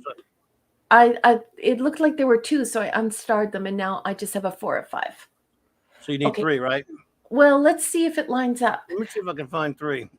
Okay. I don't see 3. I see 2. Yeah. 2 different 2 of 5s. Yeah.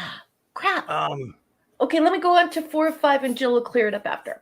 I enjoyed that the aliens used his thoughts to mimic his mom and how he ends up saving them, but not that it is somehow an acceptable form of closure with his real mom. The acceptance is rushed. I totally agree. And it's totally not sincere. Like, this is your mom. Your mom is dying. I totally agree with you, Jill. And then 5 of 5, she says, this describes the episode better. And here's her quote. While it is true the display is currently blank, this emptiness has a poetic meaning. Therefore, it cannot be considered nothing as such. Oh, you quoted Data. I love you. You quoted Data. I think. Right. Now go back to live. I think what happened was, well, let's see here. I think didn't. Oh. What Edie just said there is no 3 of 5. But it was, I think what it was is her 3. Her 3 was, she accidentally put 2 on it. Because she did have 5. And there were 2 different ones with 2 of 5 on it. Yeah, and I saw that too, and I unstarred it. I saw that too, and I unstarred it twice. Well, if you want to put them back up there, Jill, we'll read them if you want. Yeah. In the meantime, happy birthday to you. A belated happy birthday to you, Katie Carr. We love you. And you had a birthday this week. Everyone, a big happy birthday to their. I think they already said it to her in the chat. That is wonderful and lovely. I hope you had a wonderful, fantastic birthday, dear. Happy birthday, sweetheart. I'm so happy you were born. I hope you're doing well in university. I hope you are dancing your little heart out. And please say hello to your mom for us. Yes, indeed. Let's see here. So, hang on one second, folks. We'll finish up here. All right. I have to get back over to the chat. That's okay, boss. Catman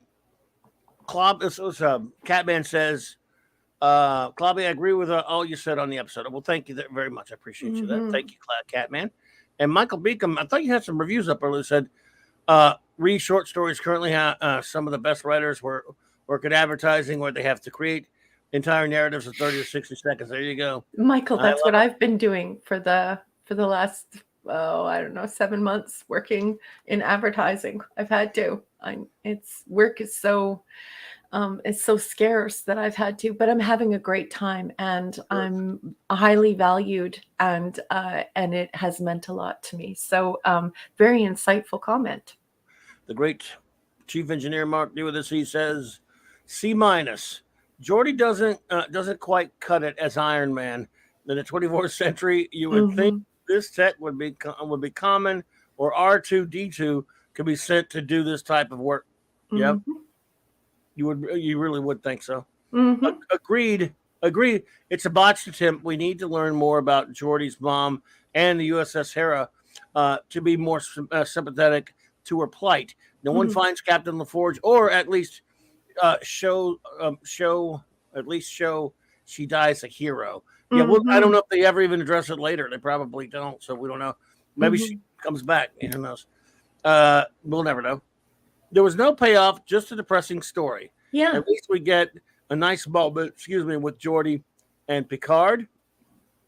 And LaForge, LaForge, it was funny. When I was down there, it was so real. It felt like I had a chance to say goodbye. Well, You need to go see a psychiatrist. I think you had a psychotic break. Right. You need blow dart level meds. Go lay down on the Chesterfield and have Counselor Camel Toe speak to you about your fifis. Yeah, the fifis. Yep. So are we ready for our next episode? Yes, we are. We are. We are. All we right. are. Okay, everyone. Next episode is Gambit Part 1. And when I'm looking here, Gambit, I'll just introduce it and then I just turned the page, so I'll tell you what's going on in a second here. Gambit, I also call this the pirate story that Gene Roddenberry would never allow. This is season 7. It's in 2 parts. Episode 3 first aired on October 11th, 1993. And the second part is episode 4, and it first aired on October 18th, 1993. And as is her custom, Paula M. Block put them together in the block text. Speaking of the block text, let's stay copyright compliant, shall we? I'm going to be reading excerpts from Star Trek 365, The Next Generation, written by Paula M. Block. Please turn your hymnal to page 319, where I will read extemporaneously. Let's go. The crew receives word that Captain Picard has been killed by mercenaries while on an archaeological trip, but Riker refuses to accept the report without investigating. Traveling to Boradas 3, Riker finds evidence of Picard's attackers right before he's taken captive himself. On board the mercenary ship, Riker discovers that Picard is a part of the crew, posing as a smuggler. Following Picard's lead, Riker also takes on a false identity, a corrupt Starfleet officer, in order to gain the trust of the cutthroat group. Together, the two imposters hope to discover the real reason behind a string of archaeological lootings conducted by the mercenaries. Although their ruse fools most of the raiders, Talara, a Romulan crew member, soon demands to know Picard's true identity. She reveals that she is actually a Vulcan security agent. She's been tagging along with the mercenaries in order to track down fragments of the Stone of Gaul, an ancient psionic superweapon that is powered by thought. She claims that her mission is to keep the weapon out of the hands of a destructive Vulcan isolationist group. But as the mercenaries near their goal, both Picard and Riker begin to have doubts about Talara's identity and her motives. And there is another tile on 320. Shall I read it, Captain? Sure. During his time at Paramount, Rick Berman had on his desk a bust of Star Trek creator Gene Roddenberry. Oh, I know about this story. I know the story he's going to tell. I've seen this, yeah. This is a bad story, you guys. You can plug yours if you want. He said this in the documentary. I think the man who made the bust made 2 of them, Berman told StarTrek.com in early 2011. He gave one to me and one to Gene. One day I was in a meeting with the writers and somebody took a piece of cloth, like a ribbon that was wrapped around something, and put it over Gene's eyes. He means the bust. Mm-hmm. Like God forbid he see or hear what's going on in this room. It was a joke, but it had been knotted around his eyes ever since. According to Jerry Taylor's comments in Star Trek The Next Generation Companion, Gambit was one of the episodes that necessitated the blindfold. The staff had gone back and forth on a year-old pitch from Chris Hatton regarding space pirates, a topic that had always been a big no-no. Yeah, it's a big no-no in Roddenberry's eyes. Finally, Taylor was summoned to Berman's office to discuss a story germ. Upon entering, Taylor saw a bright red bandana across the great bird's eyes. Gene always said he'd never do space pirates. Taylor quotes Berman as saying, and this is a space pirate story, and I don't want Gene to see this or hear it. Yeah, well, you should be ashamed of yourselves. Oh, and it looks as though there's another tile. It's up to you if you want to go for it, if you think it's worth it. Well, that's the last one, and it's short. From the block text, page 321. There's no maybe about it. At 6 feet 9 inches, Corral is indeed the tallest Klingon ever seen on TNG. Okay, finally a good story. Largely because he was played by Los Angeles Lakers star forward James Worthy, who I love. This choice bit of stunt casting was made possible when actor Robert O'Reilly, Gowron, leader of the Klingon High Council, found himself aboard the same plane as Worthy. As O'Reilly had related at many a Star Trek convention appearance, he introduced himself to the basketball player, who admitted to being a Star Trek fan, and the two men reportedly exchanged autographed pictures of themselves during the flight. Per O'Reilly, he had to trade 2 Gowrons for 1 Worthy. Oh, that's such a cute story. Upon hearing that Worthy would love to be on The Next Generation, O'Reilly urged him to call Rick Berman. Subsequently, Ron Moore, who wrote the teleplay for Part 2, was asked to find a part for Worthy. The result was the surly Klingon mercenary Corral, who had made a big impression on everyone he met. And that is all the blog text has to say about Gambit. What did you think of the coverage, and what did you think of the episode? Both of them, since that's all she's got to say on it. Sorry, boss. Oh, that's all? That's both episodes? Yeah, she usually puts them together. Oh, that's fine. That's fine. We'll still review them separately, or I guess if you want. I mean, anyway, we'll do them separately, folks. But we'll do it that way. We could just do our. You got notes on the 2 of them, then, right? So I do. I have notes for separate part 1 and part 2. Basically, I did not know that about the about Gene's thing with pirates, but I saw what you're talking about there with the bust on what was that, Chaos on the Bridge documentary. Or something. I've seen them talk about it before. Well, you know what? If the bust had been there for all 7 seasons, I'd imagine they would, with the episodes those jerks have done, they would have had to use it 100 times.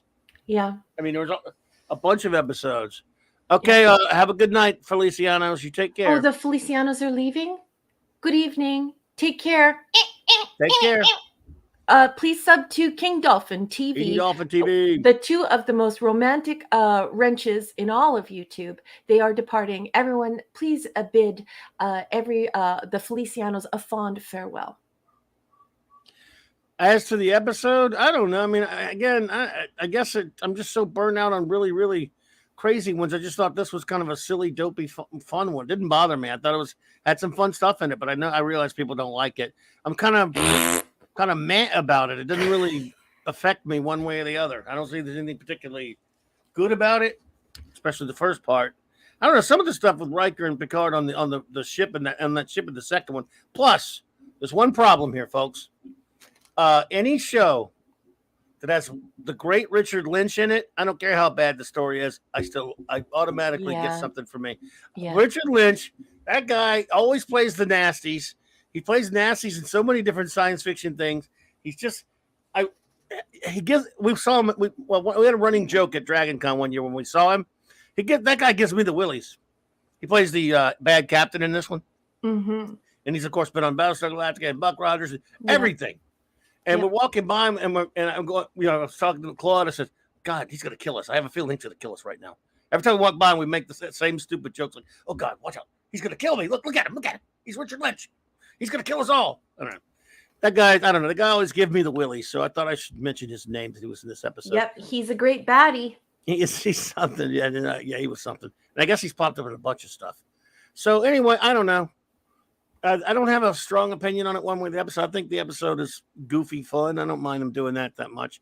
So, but I guess I'm gonna be on the minority on that one because I can tell now you don't like it. Yeah, I don't give really. Me the notes. Yeah, okay, I'll go to my notes. First, I yell because everyone knows I love her. Robin Curtis! Oh, yeah, I forgot to say it. Robin Curtis, my wonderful Robin Curtis. Yeah. She gets to be a baddie. It's pretty cool. She gets to be a baddie. And I put in yelling all caps, James Worthy! Because I actually believe that he turns in one of the finest performances of a Klingon in the history of Star Trek. Sit there and talk like that. I love the way that he plays up the tough guy thing. And obviously he gets it from basketball, right? he's no trained thespian, but certainly he's got that bad guy attitude from putting on his basketball face. Right. Game day, game face. And so I just think he's outstanding. And I gush over him. And probably people have seen me in years past when I'm doing my chronological rewatch, talking about how amazing he is as a Klingon. By the way, we forgot somebody. This is for Zapdos. Caitlin Brown from Babylon 5. Yeah. She's in it. Yeah. So Zapdos, what's her name? Vacor. Natoth or whatever on Babylon 5. Yeah. She was Jakar's right-hand person. Really? Yeah, well, she plays that Vacor or Vacor. Yeah, exactly. Yeah. So some interesting guest stars in this episode. Yeah, it was silly. I mean, look, I'm not going to defend the episode saying it's not silly. It's not particularly. Some of the concepts were science fictionist in terms of that device and all that kind of stuff. But no, Mary Kay Place was in it. Really? Are you sure, Matthew Jeebus? Anyway, maybe I don't remember. Anyway, what part did she play? I don't know. Maybe. I'm not aware of. Anyway, you won't get me to defend the episode. I just thought it was kind of entertaining. I don't know. Maybe maybe it's because of all the things I sat through this weekend. But go ahead. So for part 1, I just said Poopy Stew wishes he stood 6 feet 6 inches tall. When they say he's 2 meters tall, he's not. He's only 5'10". Well, wow, you are so nice to him. Well, he is Poopy Stew after he did that that Vulture magazine interview where he basically said that, Star Trek sucks and everything should be the MCU and everything should be like Logan. He can suck it. Captain, why is your number one always so mean to me? I don't understand. Kick that old man in the shins right now. Kick him for me, Clobby. I think you should reprimand her for being mean to a superior officer. It's not very nice, and we should court-martial her for that. All right, I'm on it. She's court-martialed. Scotty has to leave. Who? Scotty, R37, he has to leave. Good night, all right, Scotty. Take care, Scotty. Good to see you, man. So kick that old man for me. Do your notes. Okay. Yes, terrible acting. Your notes are nice to me. Good. This is terrible acting in part 1. The acting is awful. It's terrible acting. It's terrible overacting. It's just awful, especially when Riker and Counselor Cameltoe have their little anyway. This is a fun story, but Jean would be really upset by it. This is Star Trek sci-fi, not Pirates of the Caribbean. Thing I didn't like about part 1 that totally destroyed the story for me was the fast friends and even faster trust among thieves. There is no trust among thieves. I don't buy these fast friendships and I don't buy this fast trust. There is no honor or trust amongst thieves. So part 1 gets a big from me. Was it part 1 or part 2 where Riker gets to slug Picard? I think that's in 2. That's 2. That's in 2. Okay. That's all right. So, all right. You want to go ahead and get part 1, 2 over with, and we'll. I do want to review it as one episode. Want to just pile it on as one? Yeah, let's just pile it on as one. All right, everyone. We'll cut corners tonight since number 1 is not particularly thrilled with this. It's not fair. Don't do that. No, shut up. Go to sleep, Picard. Your series is over. You got a year before you're back on TV, you little. Okay. All right. So I'll tell you what I'm going to do, everyone. We'll treat Gambit as one epic. Even though I got part 1 up there and part 2, review it as a whole, if you will. And what he means by one epic is, have you ever not been feeling well, and so you took Metamucil, and you knew that it would be the resolution? That's the kind of epic he means, folks. Okay. With that case, number 1, review. What is your rating of Gambit as parts 1 and 2 together? Okay, well, I've got to read my part 2 notes. Oh, okay. Go ahead, do that then. Yeah. Oh, well, you look here. More fast friends, more fast trust, incredulous fixes that no one would believe. The insubordination conversation is A+ Star Trek. This is between Worf and Data. Absolutely, that was glorious. Great. Yes. The health and safety conversation is A+ Star Trek. just absolutely A+ Star Trek. James Worthy is outstanding in this role. He is hysterical. I love his basketball game face. It's perfect for a Klingon warrior.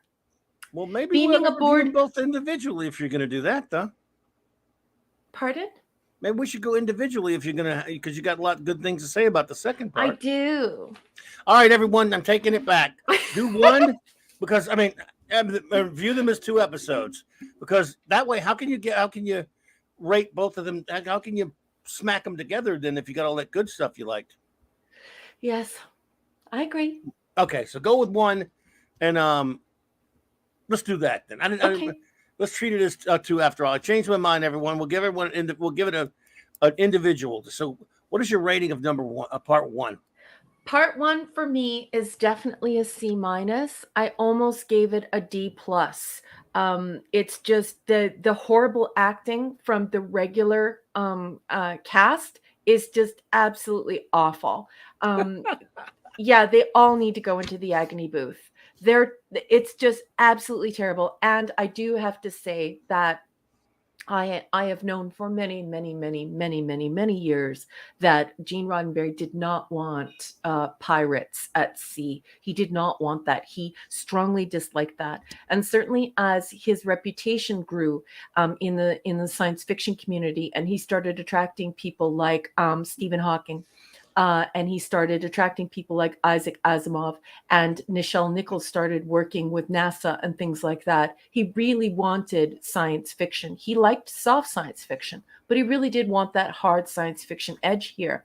And so this reduces his show. This is more adventure, yeah. Yes, and he did not want that. So this would be this would be really upsetting for him. So I almost gave it a D+, but I'm going with the C- on this. Okay, I'm going with a C because it didn't really bother me that much. But that's part 1. I've changed my mind, and I apologize for the shift. We're gonna do them individually because it seems to me that will allow Raquel to breathe more with a review of part 2. So Yeah. Go for it. Now, folks, the word is given. Gambit part 1 only. Give your rating. Ouch. I just stabbed myself with a pen.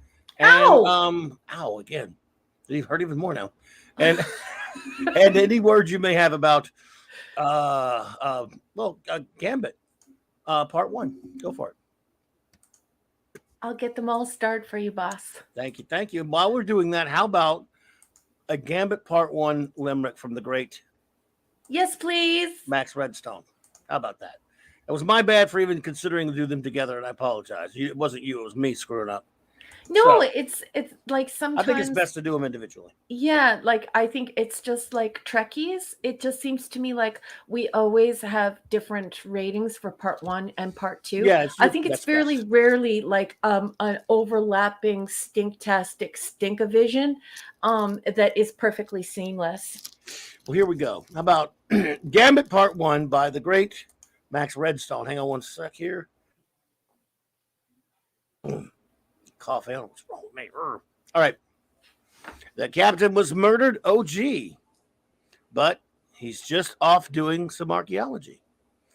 Riker goes on a chase, but gets punched in the face. As Picard shows a little esprit.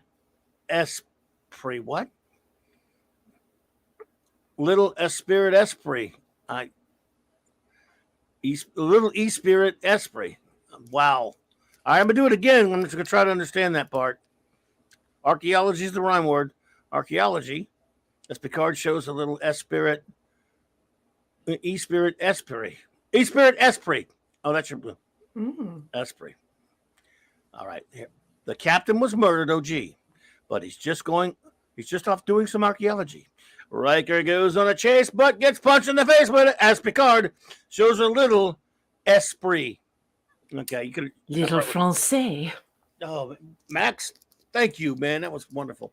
And I apologize to you for my idiocy and screwing Beautiful. You're not, it's not idiocy. I don't think people realize what it's like. I used to teach broadcasting, and I'm a communications and technology scholar. And I can tell you, even people who read the news write their own news. So they've read it before, even when they're reading it off of a teleprompter. Clobby and I do not pre-read any of this stuff. And there are so many different languages and cultures and writing styles here. It could be very difficult to read, but we love it. We're passionate about reading your guys' stuff, but you guys have to realize the circumstance. We don't do it on purpose. We love you, but lots of languages, writing styles, reading levels. Lots of languages. LT, I just want to say good night to him before he leaves. Yeah. So good night, buddy. Thank you. Good night, LT. I miss LT. Good night, LT, and to Mrs. LT, and Avon lives long as the Legion, buddy, and he wants to say that his rating's same for both episodes. Gotcha. Oh, nice. Right. So are we ready to get started on our raid rings? Here we go. Sorry, I don't know what the hell's wrong with my throat.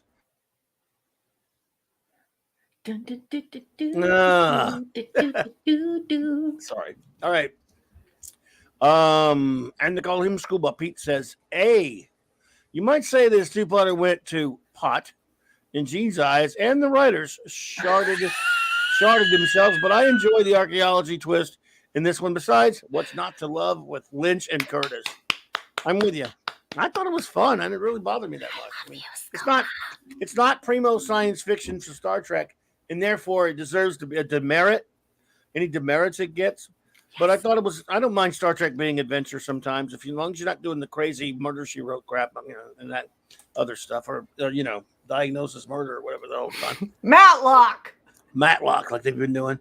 Yeah, so I'll take a nice swashbuckling adventure over some of the crap from last season. Besides, we'll get plenty of episodes to beat up yet to come. JT Kirk says C-. I've never wanted to be a Ferengi as much as when Gates McFadden started performing Umox. She didn't do that in this one. It's nice to see Picard on the bridge of La Sirena. Oh, yeah, that was. It did look like that. Ugh. In the days before Rios commands the ship. Yuck. Are you talking about filth? He is. But I see what he's saying, the joke he's making, because it does look sort of like La Sirena, that ship. You don't think it's the same one, do you, Eric? I hope not. Because I know Eric doesn't like filth. I mean, I'm not Eric. I'm sorry, it's Eric. That was JT, right? JT Kirk, yeah. I know JT doesn't like filth, so he's being funny. Eric Carroll says C. Picard pretending to be a gangster is just plain pathetic. At least the scene with the Ferengi is funny. Scene with the Ferengi. What scene with the Ferengi? Was there a scene with the Ferengi that I missed? No, I don't remember a scene with a Ferengi. Yeah, in Reunion. In Reunification, there was one. Remember? Yeah. But I think they both. Maybe thinking of that one. Is there a Ferengi in this episode? I don't think so. I'm not sure. I was talking filth, and it was a dig on P-Hard. Of course, yeah. Zathras says, A, I like Space Pirates. This is the best performance by Richard Lynch since getting blown up by Chuck Norris in Invasion USA by a bazooka. JT Kirk says, wow. Am I having memory issues? JT Kirk, we're all having memory issues. I am too.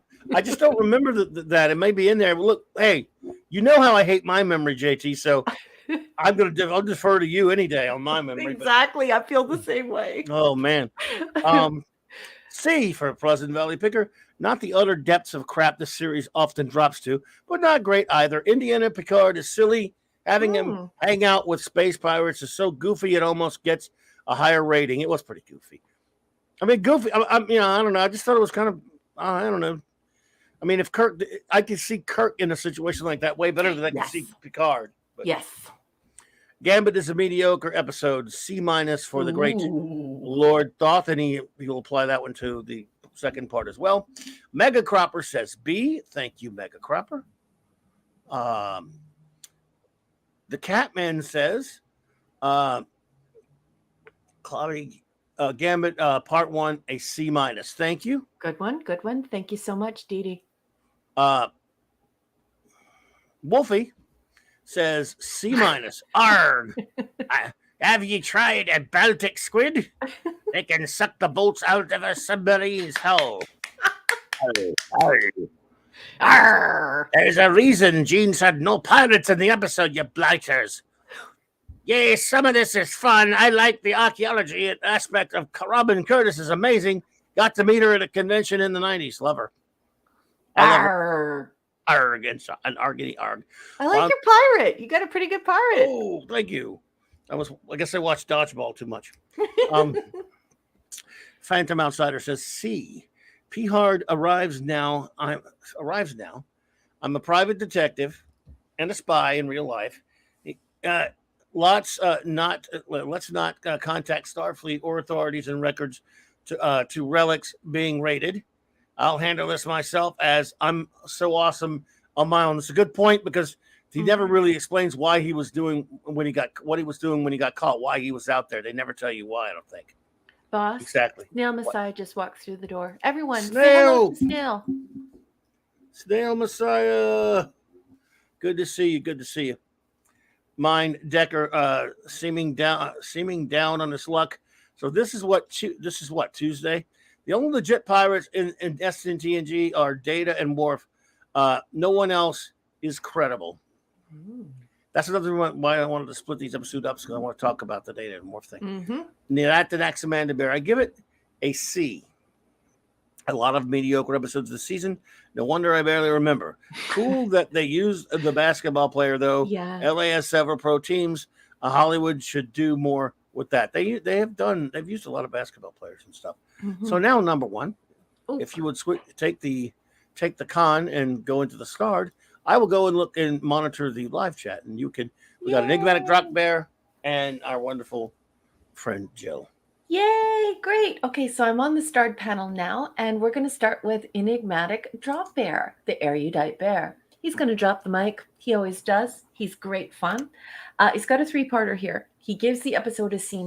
He says, there was so little substance to this poorly acted, vacuous story that one wonders how the production team thought it could be stretched into 2 parts. Oh my God, thank you for saying that. Thank you for saying that. Yeah. Every time I watch it, that's what I think, like, why is this a 2-parter? Yes, that is a very good point. Yeah. 2 of 3. The mercenary spaceship was so obviously underpowered compared to the Enterprise that the cliffhanger should have been the story's resolution. Yes.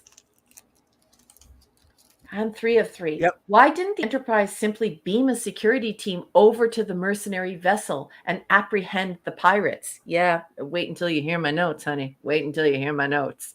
Excellent, excellent, excellent reviews. Thank you so much, Enigmatic Drop Bear. I know everyone here enjoyed that review. Loved it. So let's move on to one of my favorite nerds on the whole internet. Her name is Anti-Derivative Jill. She's a communications officer here and a pretty fantastic lady. She's got a 4-parter. She's going to give the part 1 a C+. She says, when space pirates destroy Picard's archaeological study vacation, he investigates alone rather than alert his crew. No one, not even on first watch, thinks Picard is dead. I love it when Jill just nails it down. 2 of 4. The soap opera between Riker and Troy regarding Riker's decision to solve the murder of Picard was insipid, with poor acting and ultimately unnecessary. Riker pulls an Odo on Yaranrak. 3 of 4. When Riker was knocked and kidnapped on the planet, I was yelling out at them to scan to see if the same vaporization signature as Picard. It turns out the weapons initiate transport on the ship. Yeah. And then 4 of 4. Captain Data is always great. It was a fun enough episode. Well, thank you so much, Jill. Great job, sweetheart. Good job. Good job. Let's see here. Michael Beacom says, no grade, listen to the block text description, remove any TNG specific references, and ask yourself, is this science fiction? No, I think Michael. We're pretty much with you on that one. If you feel you need to blindfold GR, then why are you doing it? Because they're jackasses. That's why. That's my opinion. You should watch them in that documentary talking about it. I want to punch them. When I hear The synopsis, I thought I was listening to a description of Buck Rogers in the 25th century. Yes, and I love Buck Rogers, so I could take it in that show. Yeah. The Kal-El says, "See, the episode did attempt to set up an interesting story, but it fell short of that goal, as it didn't leave that much of an impact. The questionable acting is in this episode was a contributing factor to this rating, but by the end of part 1, I still wanted to see the conclusion, so it did its job by holding my interest." Okay, well, that's fair. Fair. Fair enough. The great Max Redstone says, C-. Cheers to the ensemble of Artifact Raiders, including Robin Curtis and Richard Lynch. Cheers to Riker going off on a pseudo Steven Seagal hunt, a la Out for Justice. Yes, it's all about justice. What does Starfleet tell him again? That he's like, that his mission is at his discretion. Yes, right, yes. Max. I love you, Max. Indeed, well done, Max. That sort of quest for revenge justice only works if you're willing to break bones and delete people, or else it's just horrible. I agree. The fast friends friend each other way too fast. Yeah. As Raquel mentioned, the pirate theme. I think it would have been funny if, when the bandit space vessel is first seen, Worf would shout, "It's the Crimson Permanent. It's the Crimson. It's the Crimson Permanent Assurance." Number 4. James Worthy was indeed a great Klingon. It was also great to see Data as the Enterprise captain. Yeah. Finally, there was a payoff seeing him put Worf in his place. That's part 2, but okay. Yeah. Taking Riker to the brig. Yep. Oh, that was hysterical. That was funny. Yeah. Oh, so it went in there twice for some reason. Okay. Yeah, sometimes it does that. Sorry about that. As I start with our final of part 1, everyone, you can start doing your part 2 while I'm doing Mark D with the C's. Here we go. He says, "It is no surprise that Picard shows up alive. There is no suspense thanks to the horribly confusing opening to the episode." Mm-hmm. Did I give his rating? I forgot it already. We gave it a C, right? So Picard is AWOL in the story, going off on a mission to play archaeologist on his own. Court martial anyone? No one recognizes the most famous bald captain in Starfleet, Locutus of Borg. Yeah, I know. I like the way that Jill describes why she was incredulous and annoyed. I like Jill's annoyance and enigmatic Drop Air's annoyance. Both of them, great. Picard tells Baron to kill the Decker unit. What if he had followed through? Too many plot holes detract from any fun in the story. Yep. Anybody got anything on part 2? I can do my notes. Do that, because I have to go get some medicine real quick. Okay, you go take your medicine, and I'll talk about this. Okay. Okay, everyone. So for part 2, I'll just recap so that we can all be on the same page, literally and figuratively. Don't throw fruit at me. More fast friends and more fast trust. Incredulous fixes no one would believe. And of course, this is like, why isn't Baran cognizant of the way that the ship is being manipulated? At this point, if he's a pirate, he's constantly on this ship. So obviously a pirate and the captain of a pirate ship knows how to run the ship and certainly understands its systems and functions. He knows when to, throw up a sail or pull a sail down. So it's dumb. The insubordination conversation is A+ Star Trek. Once again, that's that conversation with Worf and Data when Data takes him to task. I just think it's A+ Star Trek. It's everything Gene would have loved. The health and safety conversation is also A+ Star Trek, but it's something that you would probably think is more of a Kirk thing or more like a Bones thing. I just love it. I think it's terrific.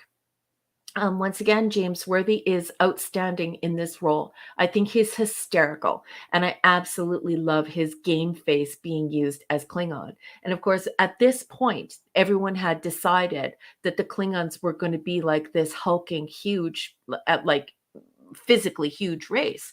So I just think that it was just brilliant to get a basketball player in there. And James Worthy is just so fun and so great in this role. Beaming aboard a raiding party of 5 on the Enterprise is the dumbest of dumb in Star Trek. Riker would want to escape the killing and the controlling neck device, if nothing else. So this is something that I thought was dumb. Here you are, this Galaxy-class starship. You have a raiding party of 5. There are over 1,000 people on that ship, and certainly the security forces alone would just completely decimate a party of 5. And of course, like I said, Riker would want to escape the killing and controlling neck device, if nothing else. So he would want to stay on board. So anyway, I thought that was dumb. Corral pouring out the wine while being interviewed by Counselor Camelto and Captain Data is hysterical. This is A+ Star Trek. I absolutely love it. This is something you would have seen in an original Star Trek movie. I think it's cheeky. I think it's smart. It's funny. It's bloody brilliant. I love it. Too many incredulous leaps and bounds of logic and natural humanoid behavior. And by that, I'm saying we all have social agreements when we're in close quarters, when we're working together. And just the way that they behave towards one another, it's just dumb. You would know when someone was lying or when someone was doing this or someone was doing that. You would have to be like emotionally and intellectually dead inside to do some of the stuff that they do. This is a weird mutiny conversation. He just used the neck controller. Why does he have this whole conversation with Baran about this mutiny? Baran just would have used the neck controller and ended him. There is no reason for Picard to conduct the mutiny or return to the pirate ship. Now, I want you to think back to that scene and really let that sink in. There is no reason for Picard to conduct the mutiny or return to the pirate ship. Everyone should have been arrested and taken into custody on the Enterprise. Absolutely no reason for them to play out the mutiny on the other ship. It's just dumb, dumb, dumb. So then, that's the end of your notes for that one? And I would just like to point out that JT Kirk is correct. Raquel, a raiding party of 5 is 1 less than the Ferengi raiding party in the Amazing Shrinking Kitties episode from last season. The NCC 1701D security is bloody lax, if you ask me. Katie, you've never seen this one, eh? Well, spare yourself. Well, no, actually, no. Part 2, it has the insubordination conversation, the health and safety conversation, James Worthy, the pouring out of the wine, hysterical, beautiful, wonderful, true Trek moments. But the rest of it's garbage. What is your rating of Part 2 then? My rating for Part 2 is C+. C+. I think I concur with that. I'll probably give it like a C just because I like Robin Curtis and Richard Lynch, and but my favorite thing is, hey, Rod Thunderheart. Hey, Alberta. Good to see you, my friend. I think my favorite thing is the interaction between Data and Worf, the way Data dressed him down in private, though. That was a great scene.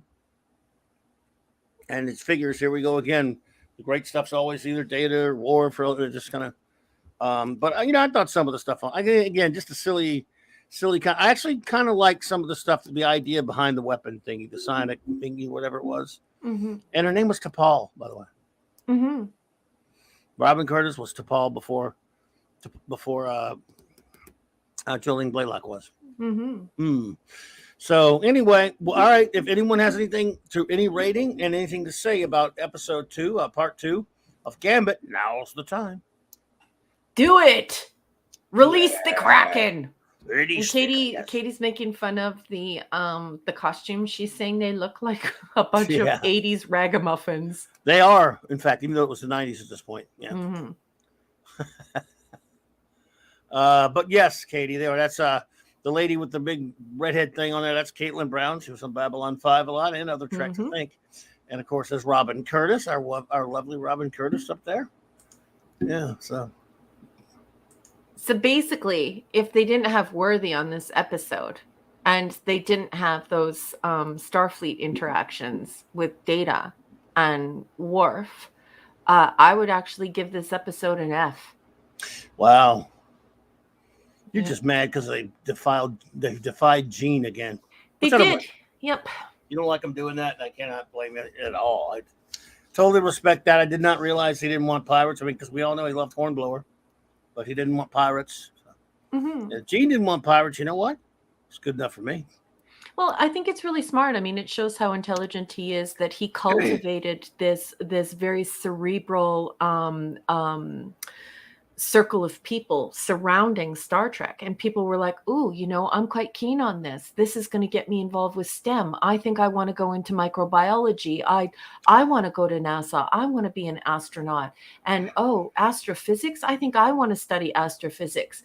And I think that's when Gene really started to realize the power in his writing. And some people criticize him, saying that he got like a god complex after that. He thought he was he could do no wrong or whatever. But look at L. Ron Hubbard. The thing is that once you cultivate a cerebral audience and you realize that your writing can be used to create wonderful things in society, to create this futurism, to save the whales, to do all these cool things, it's really hard to revert it back to space pirates, because the writer's room is bored and it's all teleplay people who don't want to write short stories. They just want to adapt teleplays. So, I mean, thing is you're going to see a resounding theme when you're looking at the things Gene Roddenberry said. And that was that Gene Roddenberry wanted people who could write short stories that were original. They could write original episodes that were science fiction, soft and hard science fiction.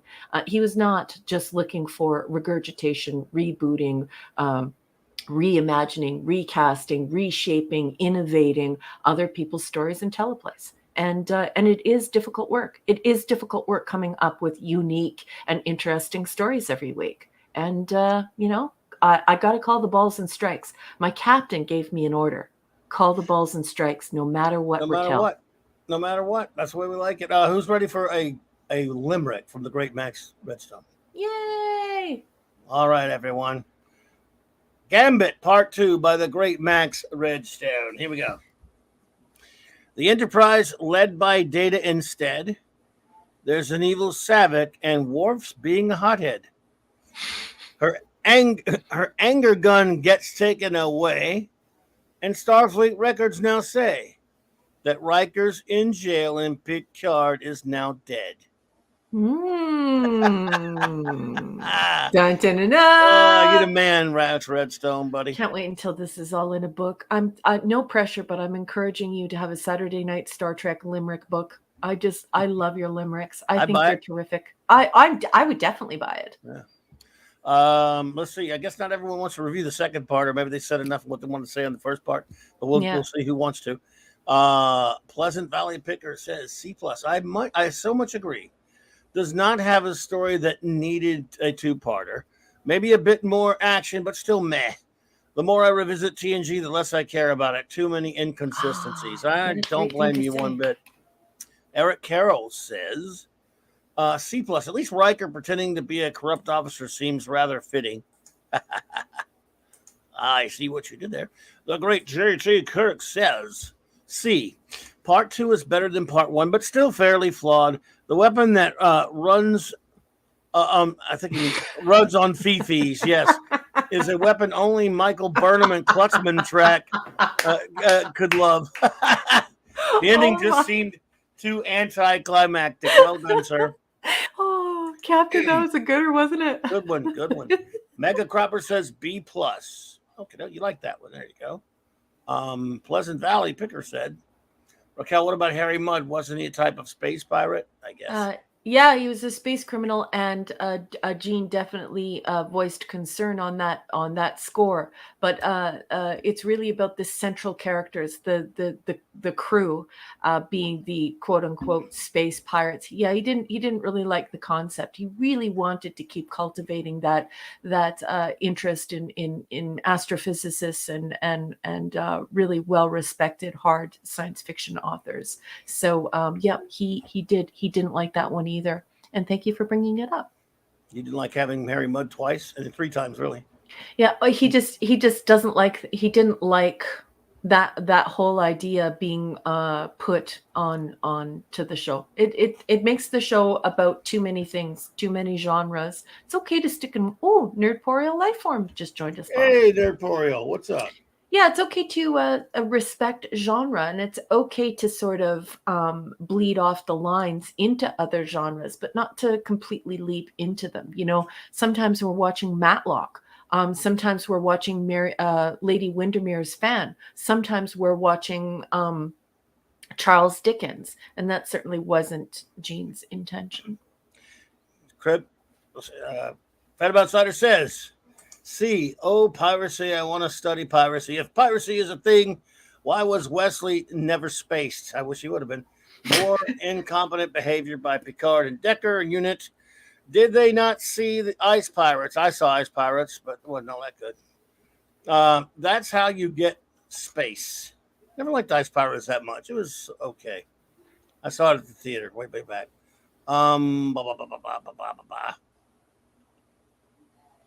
Herpes, burpees. I guess it's he's swallowing. He put 2 out of 2, so I thought that might be the closer to. Gotcha. It was.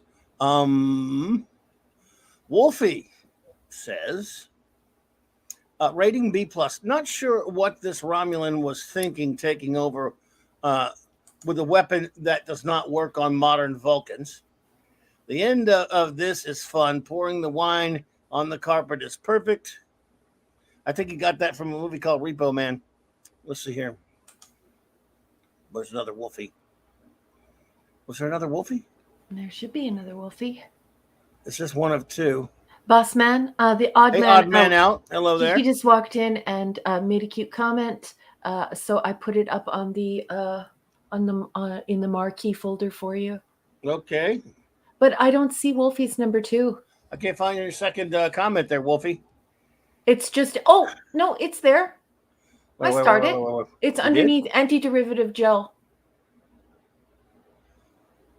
Okay. You got it. It's there. It's there. Yeah. Good. Okay. Sorry about that, Wolf. Our Jonathan Livingston Seagull. We're on a collision course. Hard to starboard, hard to port, aye, port. Bring us to warp 5.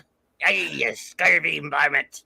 I love your pirate, and I love that everyone in the chat is making you talk pirate. Speak pirate. Now I'm against pirates. I was all ready to disagree with Gene and say pirates are fine, Gene. Damn it! And now you guys made me all talk pirates, so now I'm on Gene's side.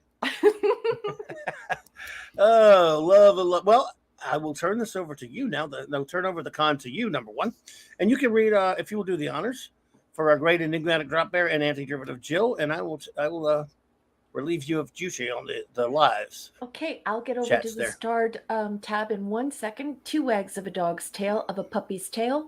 I just wanted to say to BC, Pleasant Valley Picker, I call him BC because that's where he's from. He's from wine country. He lives in one of the most beautiful places in Canada where they grow all the grapes for wine.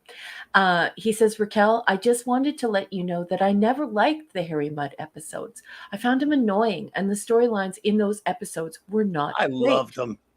I loved Harry Mudd. I'm sorry. Yeah.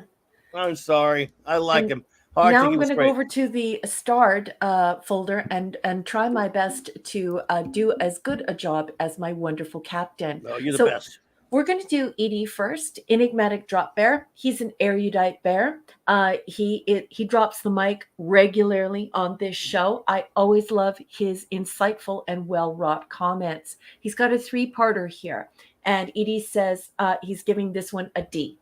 He says, also known as the magic Vulcan gallstone that is defeated using happy thoughts. Happy So thoughts. all that effort to acquire a weapon that Talera, as a Vulcan, would surely have known was useless. Nerdporial, no, that would not be correct, sir, but thank you for playing. I hate STD and everything about it. That Harry Mudd was horrible, but good. 2 of 3, attempting to disguise a magic rock as an ancient piece of Vulcan tech is just a dumb idea. Well, at least it isn't a sex rock. Edie didn't say that. I said that. Ultimately, yes. This story was a pointless waste of time. I love you, Edie. I totally agree. Edie rocks. And then 3 of 3. The 3 or 4 minutes of Data, Worf, and Coral are the only redeeming moments in this episode. Yeah, and you know what? I wish we would have had more of them. And just while we're marinating in this, I would just like to wipe my boots off and pull out the clawbony to say, you know, I would have liked to have seen all of these amazing guest stars shine. Why not give way to them? Why not allow the regular crew to step back? Just say, look, you know, take a beat. Let's showcase this wonderful array of people we've assembled here today, because they had some really great people on. They had Robin Curtis on there, for crying out loud. So Enigmatic Drop Bear, love you, love you, love you. Great review, and thank you so much. And now I was going to say to Pleasant Valley, never be sorry to disagree. It's fine. Yeah, you can never totally be sorry disagree. About disagreeing around here. But I'm sorry. I just Mudd's Women is just sort of an okay episode to me. But I loved I Mudd. I thought it was hilarious. So. And the Mudd's Passion animated episode was just sort of not that good. But anyway, go ahead. Let's move on to Anti-Derivative Jill, our communications officer, a lady who I really love. She's got a 3-parter here, and she's going to give this episode a C+. She says, it's a telepathy murder stone defeated by peaceful thoughts. Oh, I mean, come on, baby. You just nailed it. It's a telepathy murder stone defeated by peaceful thoughts. I mean, imagine trying to sell that in the writer's room. I love you, Jill. I need more information, but the weirdest part is that the solution to defeat it is carved onto it. I love you, Jill. 2 of 3. When they beat Picard, Riker, and the pirates on the ship, I thought that would be the end of it, but they keep playing along. That was too silly. I know, right? I totally agree. And then 3 of 3, Data's admonishment of Worf, wonderfully done. Yes, wasn't it a touching moment? That was a good scene. Yeah, and it shows that there doesn't have to be tension. And I also really like this idea of it takes an educated mind to entertain a thought without accepting it. And this is, a Greek proverb. And it really is about people accepting information, realizing what they've done, taking responsibility and accountability for their actions, and yielding to someone else, to in essence, to change your mind, to be intelligent enough to change your mind. What a beautiful little nugget of gold this was in this episode. I totally agree, Jill. And then she goes on to say, it was more fun than it had a right to be. So I still rank it higher than it deserves. I love you, sweetheart. I totally agree. Captain Data always does that for me. What a beautiful review. Captain Stand Data, up and indeed. take a bow. Edie and Jill, you guys were sensational tonight. Thank you so much for these excellent reviews. Yes, Katie, the clawbony has been brought out. Oh, my goodness. Special occasions only. And it's not for me. I didn't mind the episode that much, but we have some evil hatred for this episode. A lot of people just see Star Trek like there are a lot of people who are attracted to Star Trek, and they're not attracted to the geeky aspects of it. They're actually attracted to the nerdy aspects of it. So if they're not treated as though it's an intellectual show, some people can get really turned off. And people openly talk about this in Star Trek fandom amongst Trekkies. This is an open conversation. Us morons just like it the way we get it. Can't help you.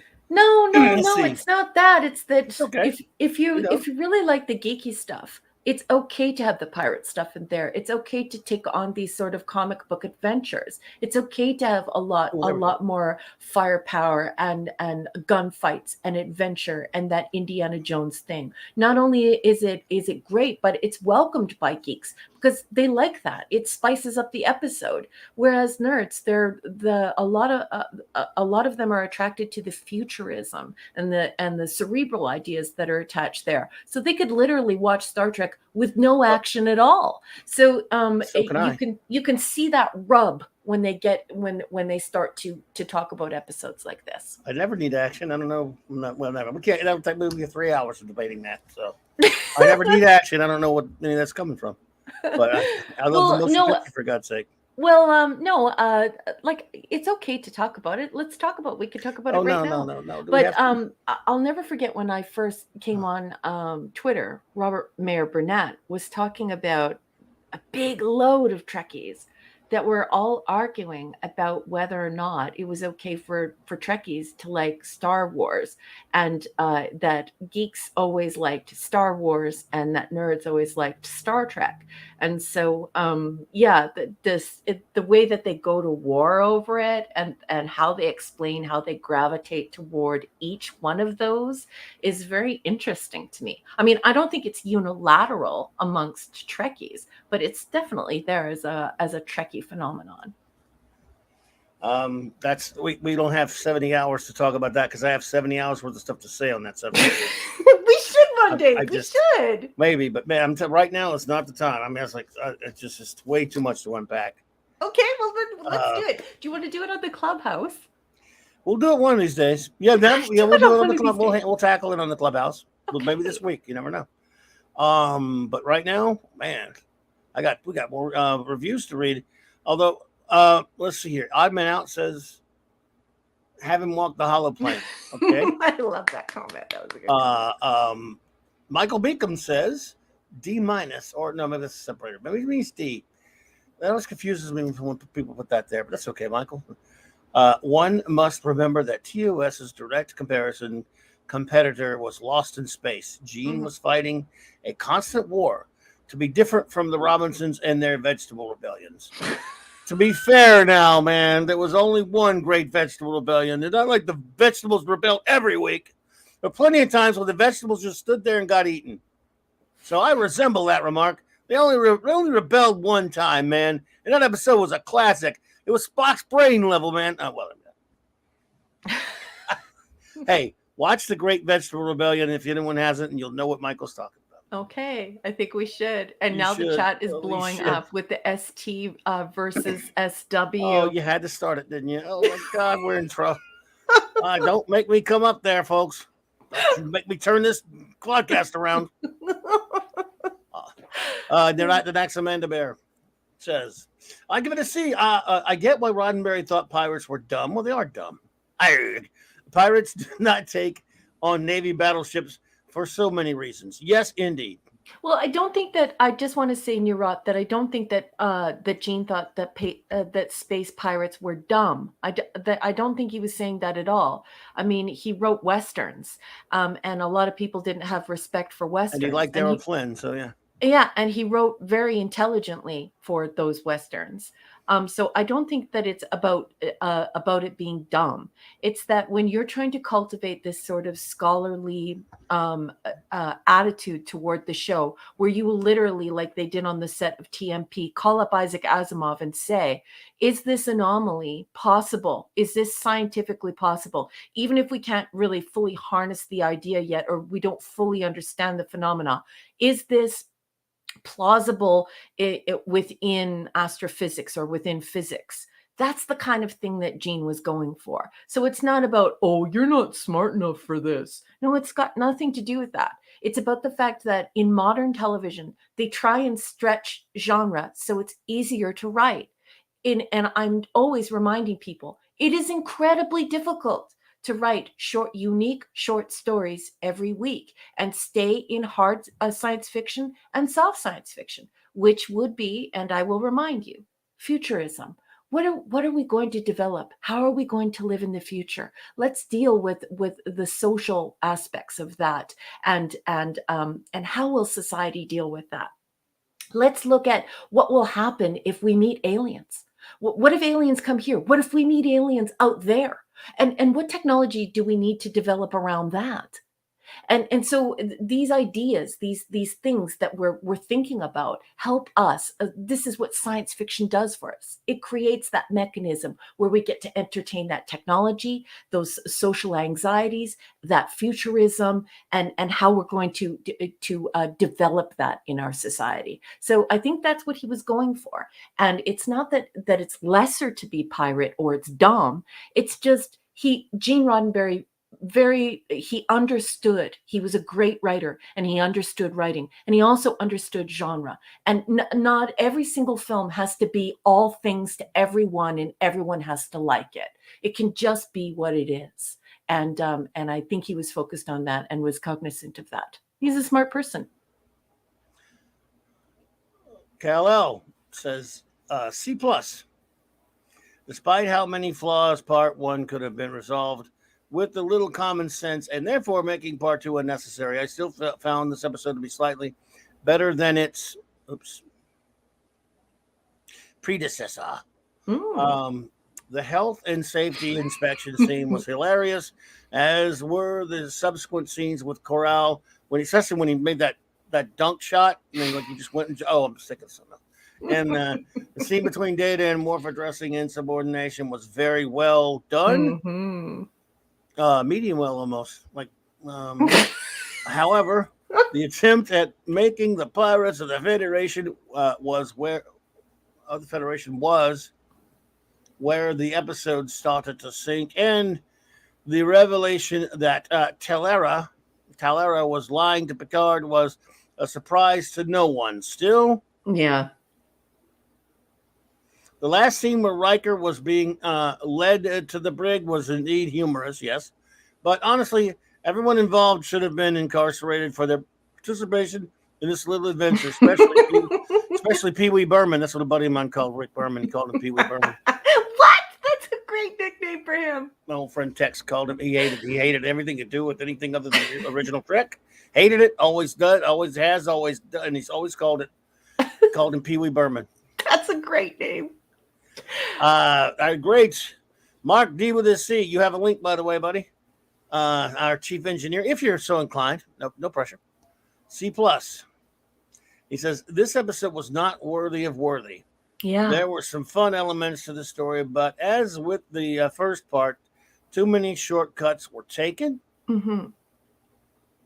How long was P. Hard on the pirate ship to gain that many friends and the confidence of the crew? 1 week. 1 week? Yeah. I don't know how long. Not long. Shame some great guest stars had to suffer through a flawed story. That's a common thing with this show. At least we get to see Data put the Deckard unit in the brig. Riker. Data, he was joking. You know that, right, Data? I'll stick to the Ice Pirates movie. Well, Mark raises a good point, because I mean, I don't know much about this villain guy that you're talking about. I'm sorry, what's the villain guy's name again? The captain, the pirate captain? He's Richard. It'll always be Richard Lynch to me, so I don't know. Yeah, Baran or whatever. Yeah, Baran. Baran. Yeah. Wouldn't it have been great to see him become like Captain Blackbeard or something like Captain Jack Sparrow, where you could understand that he was reckless because, you know, maybe he was addicted to something or something like that. And this is the problem with leaving one genre and going to another, is because you have all these tropes and all these expectations from one genre to another. But I just didn't like the fact that Baran, this wonderful like super villain, because I know this guy has been a villain in many shows, he didn't even know how to run his own ship, Clobby. Yeah, well, can we leave this episode alone? It's giving me a headache. Now I want to just because you were all spending so much time on it, now I want to give it even less rating. My God, I hate it now. I used to not like. I thought it was all right until everyone just kept talking about it. We should just said it sucks and moved on. No, I'm just kidding. I'm messing with We have made miracle time tonight. We did all of those episodes in 2.5 hours. Well, and welcome to our chief engineer. What's up, dude? Hey, hey. Hey! And Well, we have a just in case Mom is watching, which I don't think so, but happy Mother's Day, happy Mom, Mother's to Day, everyone, everybody. Yeah, everyone in the States. And I don't know, we is have that a. in Canada too, or? I Yes. don't. This is not a review, but you started, so Yeah. What is you have it? to read it then. Raquel Corporeal Briggs, what life is form. your favorite aspect of Star Trek? Okay. I actually, when I started this, I kind of thought that it was directed towards all of us. But I don't know. my favorite You. aspect of Star Trek is Gene Roddenberry's vision of a non-dystopian future. I think that it is easier to write dystopian because science fiction comes from a place of anxiety, anticipating what is going to happen to us in the future, how technology is going to change our world. Will our world be better or worse? And I think that when you give into that anxiety and you start to write negatively and you write this dystopia, I think that it's a little bit easier. I mean, it can be cathartic. There's nothing wrong with it. Oh, I find it difficult to write for a positive future. I just admire people who can create an entirely positive story and maintain it for so long and give people hope. So my favorite aspect of Star Trek is avoiding completely and entirely avoiding dystopian writing and continuing to write episodes every single week that inspire people and get people excited about future, about futurism, about technology, and about what lies ahead for us all. And now I'll put the question to Clobby. Clobby, what is your favorite aspect of Star Trek? um, ships that go really fast, man, and read pretty colors like that warp speed thing. No, I mean you handled it. I mean you pretty much did it all. I mean it's just the kind of thing that would take 5 shows for me to talk about how much Star Trek means to me. It's a friend. It's a comfort. I mean that's so. I mean I guess my brain's on fire tonight because I can't even choose the right words to describe what it means to me. So I agree with everything you said. So it would And how take about too you, long to go Mark? into. Yeah, I mean, of course, dittos to what you said. For me, it's always it's the exploration and something new and something that makes you think, right? So Star Trek, some of our favorite, my favorite episodes always make me think or not know what's happening next, or Star Trek the motion picture. You're trying to figure out what V'ger is, or Galileo 7. You learn about command and the interpersonal relationships there. Then you're trying to figure out how they're going. How are they going to survive? At that point you don't think they're going to survive. So good Star Trek always makes you think, shows both sides of the story, doesn't hammer you over the head, and then it also has that great sci-fi element, which something mysterious. In these episodes tonight, some of them almost had some good sci-fi concepts. We're not quite, not quite there, but it was a good attempt on some of them. But it's always something that's got to be unusual or something different. It's tough to put in exact words, but it can't just be space pirates, right? It can't be just as much as I love Star Wars. That's space fantasy with some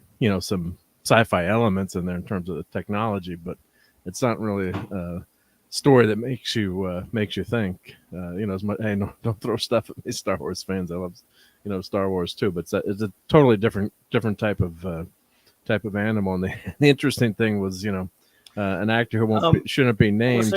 Sorry to interrupt you, dude, but I want to Yep. say goodbye to Wendy because she's running. Thank you so much for the $10 super chat, Wendy. You were too kind. Thanks for the good time and smiles. My mom says, thank you for the well wishes. She is touched. See you next week. Good night and take care and stay safe. You too, Wendy. Thank you so much for being here and happy Mother's Day to you and your wonderful mom. Thank you. Wendy, thank you so much for sending that gift to Clobby. Would you do me a favor right now? Would you please lean over and give your mom a kiss on the cheek and just let her all know that we all say Happy Mother's Day? And if you're a mother as well, Wendy, Happy Mother's Day to you too, sweetheart. I'm so happy that you have become a part of this community. And your mom has got she's got a lot of work ahead of her. That's a very scary operation. And you know what? I just tell her to be brave and let her know that there are all of the people here, hundreds of people here, are pulling for her and sending her warm prayers and thoughts and well wishes to get well soon. Thank you, Narada Max Vanderbeer, for the $5 super chat. Says, have you watched Outlaw, Star, or Space Dandy? I think everyone here would like those. They haven't seen them. They haven't seen them in so much cool space. So I think that's anime, if I'm not mistaken. I have not, sir. But thank you so much for that, Narada. I really appreciate that. I'm not too familiar with those. But Mark, continue. I'm sorry I had to cut you off. No. It's right. Yeah, hope Wendy's mom is feeling better, and thank you for those super chats. Yep, and happy. But no, it's all good. Yeah. So I think I was trying to say one of the actors we won't name. I think we actually showed the quote on the Clubhouse, but he said, don't make Star Trek into Star Wars. We should be going for that core audience and going for those stories. It's not meant to be, and that, I'm not trying. We're not. That's not an insulting way to Star Wars. It's just Star Trek has a much more limited appeal, unfortunately. But we've got a lot of amazing core fans that want to see sci-fi stories, not space shoot 'em ups or things like that. And those kind of movies have their place too. But that's not what Star Trek is. So. You could have an episode that doesn't have a lot of action, but a lot of great concepts and thought. I mean, look on the City on the Edge of Forever. I mean, is there a lot of action in that story? No, but I mean, who doesn't almost shed a tear at the end of that episode? So that's what great sci-fi can do. It is a much harder thing to do. I think it's harder to write true Star Trek in the way Gene Roddenberry wanted it to continue. It is far more difficult. You're really looking at a really limited you're really looking at a limited structure. You're looking at a finite amount of tropes. You're really looking at being called out for being tired or repetitive if you're not a super imaginative. And to make your universe utopian and the other universes dystopian, or your planet, I should say, not your universe, but if your planet is utopian and the rest of them are dystopian, and then you get to see those exchanges there, and you're mixing those hard science fiction ideas with those soft fiction ideas, science fiction ideas, it is difficult. It is more difficult to write that way. Just imagine sitting down and writing a story like that. The thing is, I grew up absolutely loving Star Trek, but Star Trek was television to me. And when I was reading, I was really reading a lot of things like Edgar Allan Poe, and I was reading a lot of classic literature. And so that darker side was not so much explored. It was almost taboo. If you were reading Mary Shelley's Frankenstein, why were you doing that? That's a dark book. That's a scary book. Why are you reading Jane Eyre? That's a scary book. And so, and that's getting into Mary Shelley's Frankenstein is the first work of true science fiction. So, when I think about it, I think, wow, no wonder why these other writers decided to incorporate all of these other genres. They wanted to draw in this action, adventure, pirate, romance, space opera. They wanted to draw all these things in because first of all, it's exhausting. And second of all, it takes a really exceptional writer, someone like DC Fontana, to take Gene Roddenberry's hand and say, let's run this together. Let's do this. I have all these ideas. Let's do this. And there aren't that many ideas. And you can see corporations, when corporations start running out of ideas, they start to turn their IPs into mega genres. They have to be everything for everyone. It has to be from 0 to 100 as far as age goes. It has to have comedy. It has to have romance. Even if it's not a comedy, it has to have comedy. It has to have action. It has to have adventure. It has to have sci-fi. It has to have science fantasy. It has to have all of these different genres. Horror. And they're doing it because they want to make one thing for all of us to watch. But what they're doing is, if you make something for everyone, then it's for no one. And that's a problem. Mark, you studied photography in university. But if everyone's a photographer, no one's a photographer. And that's what technology has done. It's put it put a very, very powerful camera in our pockets in the way of a cell phone. And now there are no more photographers. People really struggle to get photography jobs. Well, And my so, brother-in-law's a videographer, and he does commercials, and people say, well, why are you charging me, thousands of dollars to do a commercial? He's like, I can shoot with my iPhone. He's like, well, go ahead, be my guest and see what shows up on the screen. So I was just looking the other day, someone was posting on Twitter, they wanted an artist for their graphic novel for $13 a page. I'm thinking, my God, if Hungry Boy saw this. So there's still a skill there that you need, and that's what you need for these writers. It's almost to compare it to comic books where they just kill off characters just to, and have a new character. It's like when you really need to do is just have good writing skills. And we always say writing Superman is difficult, but not if you're a good writer, you can come up with great stories. You don't have to, have a doomsday character and kill off Superman and have a great story, Well, there's something going on in the chat I need to address really quickly. We don't, I'm not, other than joking around, usually I don't even mention the filth here. But again, people can talk about what they want in the chat. That's perfectly fine. Something that has the initials SNW. Some people here like it. That's you guys fine. You can like what you want. I hated it. I think it's trash from Mel. But I will never, other than when I've been on other people's channels, have I talked about it or have commented it before. But I can't go into it because it gets me really annoyed. It's still the filth. It's still STD. It's still bad reboot. It's still Sucker Outhouse. I thought it was terrible, a horrible piece of garbage. Anyone getting sucked into that and liking it, that's all up to you. But we won't talk about it here in depth, just because I can't do it. It's a betrayal of real Star Trek to me. So I'll just let you know that you can. By the way, you can talk about anything in the chat that you want. So the reason why I can't address you directly what you're talking about there is because it's not real Star Trek. It's fake. In that first episode, I thought was filled with horrible trash, and I think it's just a smoke screen. It's still going to be, not real Trek. It's still terrible stuff to me. But anyone watching it, look, my point about all of that is everyone's welcome here, whether we agree or not. Mm-hmm. I just hate it. It is absolute. It is why Star Trek has been destroyed. And as long as they keep making that crap, they won't make real Star Trek ever again. So that's why I refuse to, other than mentioning it a little bit here right now, to mention it on a show that's about real Trek on live. Again, I don't care what goes on in the chat. I would be doing a disservice to real Trek. So just letting you guys know. Yeah. Papa Delta Yankee says, let's see here. I respect your opinion to dislike it, Clobberin Times. And if your Tuesday is open, I may invite you on my show to spice things up. Well, I'd be willing to hang out with you on your show anytime, sir. That's no problem. And talk about whatever you want. I got to keep it off of Saturday Night Star Trek, other than letting you guys know, because it's just because I'm so. It's kind of funny. I wasn't really sure how I wanted to talk about what Star Trek mean to me when that question was asked by Nerdporio.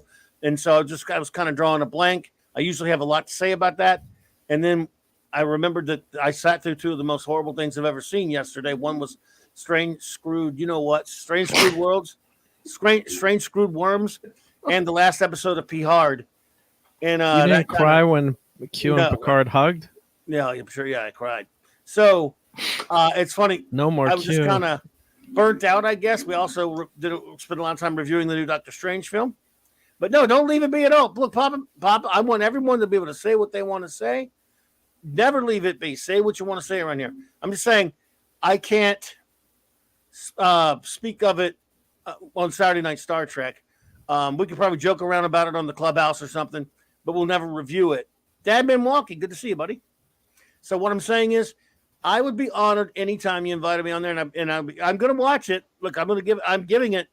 I can't say I'm not giving it a chance because I've watched it, and I could never watch STD again, but I could sit through pretty hard. That perverse curiosity of sitting through that to see what they do to it is almost mesmerizing, and it's unbelievable horribleness. May I interrupt just for very quickly, just to say before you depart, Dad Man Walking, your offspring, your baby ninja, graduated from university, 4.0. Please tell a dad man walking baby ninja that everyone here at Saturday Night Star Trek congratulates her on a job well done. Congratulations. You're going to start your life, and you've worked so hard in the last 4 years. So, cutie baby ninja, we're sending our love and congratulations. Mwah, mwah, mwah. Kick butt, baby. Yeah, go congrats. get the world. Congrats, yep. big time, buddy. And oh yeah, look, Papa Delta, we've already done our topics for tonight. We're just ending anyway, so that's cool. And I wanted to address that because I didn't want you guys to think I was ignoring you in the chat about that, or that I was trying to not talk about it. It's just like on this show, I won't go into it. Other show, I have no problem talking about anything. And I've always said about myself, like people say, why do you watch that crap? I'll sit through any old damn thing. If it sucks, fine. If whatever, I'll sit through anything to get the info on it, even if I don't like it. If I need to talk about it, I definitely wouldn't talk about it if I hadn't watched it, other than to say, but I'm not watching it. But watching it makes that Red Letter Media video series on card that much better. I mean, it's a shame how bad it is. And we're just talking about, I love ships. And we're talking with some of the people in the chat, and the lights on that bridge are just giving me a headache. Oh, please turn down the lights. No, yeah, I just wanted to finish by saying that. No, that's right. I just wanted to finish by saying that. Where was I? I forgot what I wanted to say. Sorry, I interrupted you. No, that's all right. I'm just trying to. I want all people always to feel like they're being treated fairly here. In other words, we can disagree and agree on anything. If I ever sound like I'm busting your chops for disagreeing with me, always take it in the spirit of me just kind of kidding around. Even if I say, I really do hate it, but I don't hate you. So I might tease you about it. Oh, why do you watch that crap? But in all seriousness, I get teased for watching it, and they say, well, you hate it so much, why do you watch it? Well, it's a trick box because if you don't watch it, you can't comment on it. And if you do watch it, well, don't watch it if you don't like it. So you can't win. So if I want to comment on something, I'll sit through it. But the thing is, other than kidding around with you, and how do you watch that crap? Look, watch anything you want. We disagree on it, fine. I want you to always, that's one of the things that brings to mind something wonderful about Star Trek right there. One of the things I love about Star Trek is its ability to teach so many different things that Raquel talked about. One of those is acceptance, even acceptance of something, or at least tolerance of something that I hate. Don't get me wrong. I don't tolerate the filth, as I call it, by the fake Trek, but I don't treat a person horribly if they happen to like it. And and yet, of course, I got blocked by a few of those people because they don't see it the same way the other day on Twitter, but that's fine. In other words, I believe people should be able to like whatever the hell they like. However, if you are, just remember, somebody might make fun of you for it, and you got to be able to deal with that too. Be able to handle That's me. I'll make fun of you for it. Yes. I don't care about your Raquel trick will make box. fun of you. Boss man is right. It is a trick box, but I don't care about your box. I also don't care about being called a gatekeeper, and I'm not directing this towards anybody when I say you, but I don't give a crap about the filth. I'll never watch it. I don't have to watch it to know that it sucks. I look at the elicitation, trying to elicit the response from people negatively and positively through social media. This is a brand new mechanism. I don't think this show would have survived in the regular factory of the living room that was going on with television, where it required commercials and people to be there to put their bum in the seat and watch it. Instead, it has an entire industry, a vanity metric, an entire online economy, a vanity metric economy behind it. And I think it's absolutely absurd. I will not give in to the elicitation. I am a gatekeeper. This is the 735 Club. I don't care about the filth. And me too. What I'm saying is you don't have to watch it. I'm saying if you're going to get into discussion over it, you should watch it. Yeah. In other words, if you're going to discuss it in detail, you got to have the info. And or you say, look, I'm not watching it, and then you don't even get into discussions with anyone about it. Yeah, which is also fun. By the way, I support both of those. I support someone saying I'm not watching that garbage, but I'm also support someone saying, all right, I'll watch it. Doesn't mean I have to like it. And then I'll say that there's Mark D who watches too much garbage. Yeah. Yeah, So, no, no, I admit it. I admit it. And sometimes I wonder, like, why am I watching this? Because even the Red Letter Media guys gave up on STD after seasons 3 and 4, and I'm almost through season 4. But I've gotten so many good clips that you probably won't let me show, but I got a clip some of no, we those. can't show that here. I can't show that. But No filth here. oh my, it's one I thing for us know, to have I this know. conversation, but no Yeah, filth. yeah, no. But No, but see, the thing about it is there are fans of it, by the way, and if they're the ones who are nice, fine, I have no problem with. But a gigantic number of the Dreckies, which Dreckies are different. They're people that cannot tolerate anyone not supporting their little, not being like they're being, which is sheep, and supporting what's going on with CBS and being fed to them like that, being force fed to them. If they were nice to those who don't accept it, I'll be nice to anyone who's nice to me. yeah, they attack you, as throw out other things at you, and hey, just let's disagree. And I think I was mentioning that when we were talking about one of the shows a few weeks ago. It was like, hey, it's good to have this discussion whether or not the show is good or not, whether not about other side issues and things we don't want to get into, like the merits of, like, tonight you could say, well, I brought up, like, how long was Picard on that ship? That was just so ridiculous that the crew would actually even trust them. Yeah. So I mean, with things like that, you're not arguing about other side, topics that we don't get into here. But too often people are just so negative and assume, oh, well, if you don't like the show, you're a horrible person. But it's, but let's talk about the fact that circumstance shouldn't even exist. Now, when we were in this situation where we were playing out what Sut Jolly, the Professor Sut Jolly, scholar, a fellow communications scholar, was talking about, you have a television set, and you go in and you watch commercials. And this is why television was invented.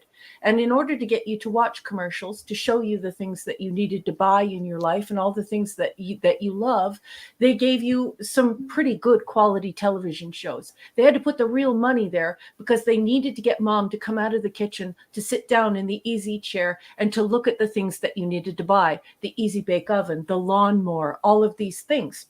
And so this is the aspect of communication historiography that people need to understand. Now, the thing is when Clobby was talking about how it's a trick box, it truly is a trick box, because the only one being tricked are these Dreckies, these Dreckers, as I call them, because we have now a completely different relationship with this stuff. And it's very important to realize that it is elicitation that they're after. And what I mean by elicitation is that if we now exist in an ecosystem with communications and technology, where if you're not on a social media talking about these shows, no one would know about them. No one would know about them. There are no commercials for them. Nobody is exchanging information about them. They need to get you to watch these shows. So how they're doing it is through this attention economy. And the attention economy is worth over $800 billion. It's supposed to be worth over $900 billion within 5 years. And so what you're doing is you're taking that what you used to do in your living room and you're putting it on the internet. And it's your job to get on the internet every day on social media and argue and fight about these new shows, these corporate made shows that have no real authors behind them. It's just people innovating older product. And so you argue and fight and you use hashtags and you do streams about them and you make videos about them and you create all the buzz. Well, now I want you to think about how absurd this is, because imagine if you were starring in a community theater project called Bob's Burgers. How would anyone know about Bob's Burgers? Do you understand how this mechanism works? So now the money is not in the show. The money isn't even in the advertising, because people have stripped that away through acquiring streaming services. All of the money is in the elicitation. That's when they elicit a response from you, and then you do all of the advertising work for them. You get on there and use your personal identity to advertise and argue about their products. And this is to the tune of $800 billion. That's what the advertising market online is worth right now. And so, when you're on these shows and you're talking about them, your trick box that you push in front of Clobby is false. It's false because Clubby and I talk about this all the time. We talk about it, and I am a communications and technology scholar, that the box is false. The real falsehood here is that without the attention economy, without your elicitation, there are no commercials to sustain these streaming shows, and they would not exist. The content has never mattered. The content has always been a vehicle for advertising. Imagine a magazine with no advertisements. Imagine a newspaper with no advertisements. Radio was created for advertisements. Imagine a radio without advertisements. Yep. This stuff doesn't work without advertising. It's a vehicle for advertising. And without that being removed, you are the elicitation. You are the attention economy. You're doing the labor. You're the trick box, baby, not Clubby. I feel like one. But look, man, don't you ever apologize for anything, Papa Delta Yankee. Everyone, the only thing I want here is for everyone to know you'll be treated well, and we're all friendly here, and you'll never be treated poorly for an opinion. If you're being nice, and we will treat you in kind, whether we agree or not. That's the most important thing right here. And sometimes these conversations I just want to go, yeah, but that's like a 5-hour conversation right there, because we do like to address things in depth a lot of times. But on this show, it's about reviewing Star Trek, real Trek, of course, only real Trek. And, Papa Delta Yankee says, so Raquel, if we want to make an impact, we should stop complaining and talking about it if we don't like it. Yes, absolutely. Because that elicitation, you using your own personal identity and your own social time, is what you used to do in your living room when you would turn the channel, when you would change the channel. So rather than going out and standing in the middle of your street and screaming, this show sucks, and knocking on all of your neighbors' doors going, I love this show anymore. This show is great. I love this show. Or knocking on your neighbor's door saying, this show sucks. Now imagine doing that to 300 of your neighbors. That's basically what you're doing with social media. I do that every day. If you stop the elicitation, absolutely, you're casting your vote, because you silence this elicitation that they want for you from this attention economy, this $800, $900 billion advertising economy that they're running online. You take the attention away, the show dies. No more attention. Right. Well, and so there, and you know, I absolutely understand that, because you've made me understand that over the years. JD Lewis, good to see you there, buddy. Other than us sitting here like we're barely mentioning it, but I think that I'll never do a show where tonight we're reviewing that anything to do with filth. I don't review it. I laugh about it sometimes over here, but whereas the Red Letter Media guys, who I love them, I think, you know, they do promote it by reviewing it and stuff, and they when your show, no, I'm not knocking them. Zen Zoltan, hello there. Good to see you. I'm not knocking them for doing that, by the way. I'm just saying, like Raquel says, when you're actually devoting your show to reviewing stuff, you are calling attention to it, aren't you? Yeah, and instead of shopping, like before with your TV, if you saw, like, let's say Star Trek made sure that in syndication they understood their psychographic and their demographic, and so they had like cookies and Wendy's and vacuums and all these things. They would start to see the yields in the stores, people buying the cookies, the Wendy's, the vacuum cleaners. But now people need to understand that you're not voting.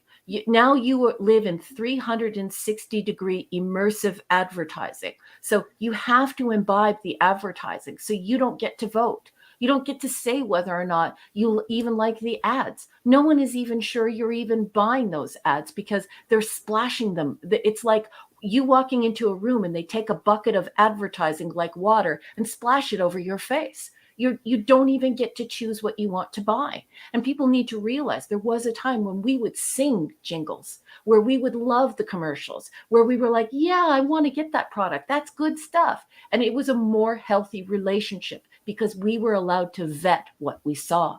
And people need to understand this mechanism much better than they do, because they're being used. And it's a lot of money now, way more money than it ever was with television. Low spec Linux laptop. Hey there. Good to see you. And I tell you what, everyone, I thank you all for being here with us tonight. I really do. And well, we had some extracurricular conversation right there, but we do that kind of stuff usually on the Clubhouse. However, we do it here sometimes as well. Special edition. Yeah, I just wanted to add, the ratings, Raquel is 100% right. And in the old days, I was actually, for some reason, I was watching old Sanford and Son and All in the Family. And I was watching Good night, some Michael old Beacom. episodes. Good night, Michael. Yep. And I was looking, the ratings for that were about 21 million people were watching that show each week. So think of that. And now when we look at, like someone mentioned 70s. Batwoman, I think it was under 1 million people or 800,000. So, but back then you didn't have that social media, but you just knew who, how many people were watching the show. But it's just that amplification. But I think I've actually seen a lot of reviews of the new stuff of Picard, which surprised me. Even they were, bashing the second season. Yeah, PR. I'm smash. Don't say that name. Don't say that name. We're using code names around here. PR, boy. Codes only. Yeah. So it's even some of the typical media. But Raquel's right. But in some ways, it's tough to get off that soapbox, and we're so used to social media because like my niece was over last night. I mentioned it. We were hanging out. I was trying to do that project, and it was tough to get her off her iPad and TikTok. It's like, come on, let's hang out, watch some stuff, and do a project. And you've got to like pry the youngins away from these devices now. So it's going to be even more interesting going forward to see what happens with social media and ratings. It's a bizarre circumstance, isn't it? Before they had all this advertising they wanted to bring in our homes, so they gave us radio and they gave us television, and then they gave us these shows. But now these shows, we stream them and they have no advertisements. But then we are we go very slavishly to the internet and we contribute to this multi-billion-dollar attention economy, and we don't even have to watch the show. There are bots, there are trolls, there are botnets discussing the show, and we're raising all of the attention for these shows, good and bad. And because we're online and we're on these quote unquote free mechanisms, we never, it doesn't matter if we like the show or if we hate the show, because we're online talking about the show in this immersive advertising environment. It's Good bizarre, night, isn't it, Mark? Yes, it is. Yep. Good night, Katie. Good night, Katie. Happy birthday, late happy birthday Yep. again for you. Yes. Yep. Sorry about that. Go ahead. I just wanted to say that. But I'm just saying, that I understand what Mark is saying, because now it's completely divorced. Before, we used to have that leverage. If you wanted me to buy your vacuums and your burgers and your toys or your sugar smacks, you had to make a show where I would sit down and watch it so that I wouldn't get up and change the channel. And then I would see your sugar smacks, and my kids would come to me and say, "Mommy, I want sugar smacks." It's not like that now. Now you binge watch the entire show, you go online and you create an $800 to $900 billion advertising. You contribute to that attention economy by doing all of that labor to sell the shows for them. And they're showing you stuff. You might even see something that is pornographic as an advertisement on YouTube. You see things that have nothing to do with your demographic and your psychographic on your Facebook and on your Twitter, but it doesn't matter because they're paying for clicks and they're paying for your eyeballs. Did you look at the ad? And that is the difference, that we've lost our leverage, and people need to understand that they've lost their leverage and demand their leverage back. Yep. Well, I'll tell you what a night it's been, folks. Thank you all so much. Why did you say that name? Faded outsider. Dude. Yeah. What a night. Yeah. What a night. Great time. Number one, I thank you so much. Thanks, boss. And everyone, like I said, everyone loves, if we hadn't been on for so long as it is, I would love to go even longer, because everyone learns from, and they're learning things that they need to learn, as we always do when you talk about that kind of stuff. So, and it causes just incredible. It always does. It causes incredible conversation in the chat about that kind of stuff, which is amazing. So I appreciate you on that. I appreciate how you do that. I don't know why you put up with me. I just love you, and I love you. I love you very much, and I'm sorry. Nothing to be sorry about. Look, everyone enjoyed it. I mean, these are things that need to be said. It's just, I appreciate it so much. And I appreciate everyone for being here tonight. You've all been fantastic. And anyone out there listening on the replay, thank you, including, by the way, if you are hearing all this, Hungry Boy, if you're out there, buddy, shout out. So I'm going to do a couple of show notes. By the way, here's next week's thrilling episodes, folks. Fantastic. Oh, you think you had it bad this week, huh? You think you had it bad this week? Look at these titles. That's not Phantasm the movie, is it? No, I wish. Phantasms. Dark Page. I don't even remember that one. I don't remember any of the Attached. names I don't of these remember episodes. I don't remember any of these. I had to have seen these. This was an original series. I'd have no problem with the title right there. Even a crappy third season one. These are so. What in the hell are we talking about here? God, I'm gonna watch Phantasm the movie. We're gonna get through them. Jesus, mother of. At least P Hard is over. I only have one dumb thing to sit through, the SW worms or whatever. SN worms. Strangled New Worms. What is it? Strange New Worms? Strangled New Worms. I loved when he called it Strange New Squirrels. Or no, Strange Screwed Squirrels. Oh my God. I did the ugly laugh for like 10 minutes where no sound came out. Papa Delta, I respectfully disagree with you, good sir. Even the worst episodes of Real Trek are still Real Trek, and I beat up on them, don't get me wrong. But Strange New Worms, just that first episode alone had more unbelievably moronic shit than any bad episode of Trek I've ever seen. And it was still, by the way, I'll admit it's better than P Hard. If you want me to measure it against something, it's way better than P Hard. It's like they turned the lights on and said, okay, we have a shit with lights on it. You happy, guys? But anyway, it's better than STD. But it's still bad, and it's still not Star Trek. But I respect you, buddy.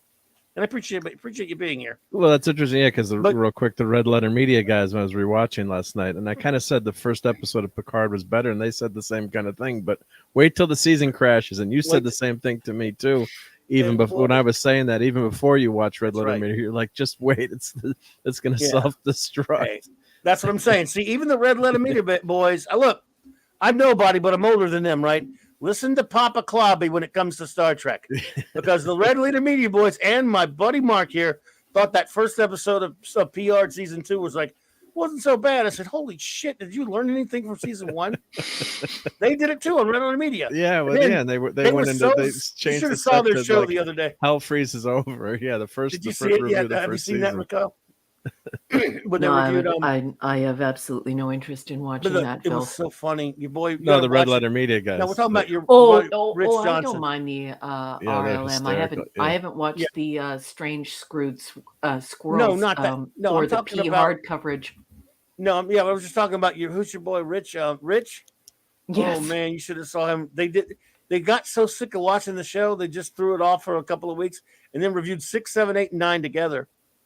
Yeah, they couldn't take it. It was so funny. I'm like, wow, anyway, it's very entertaining.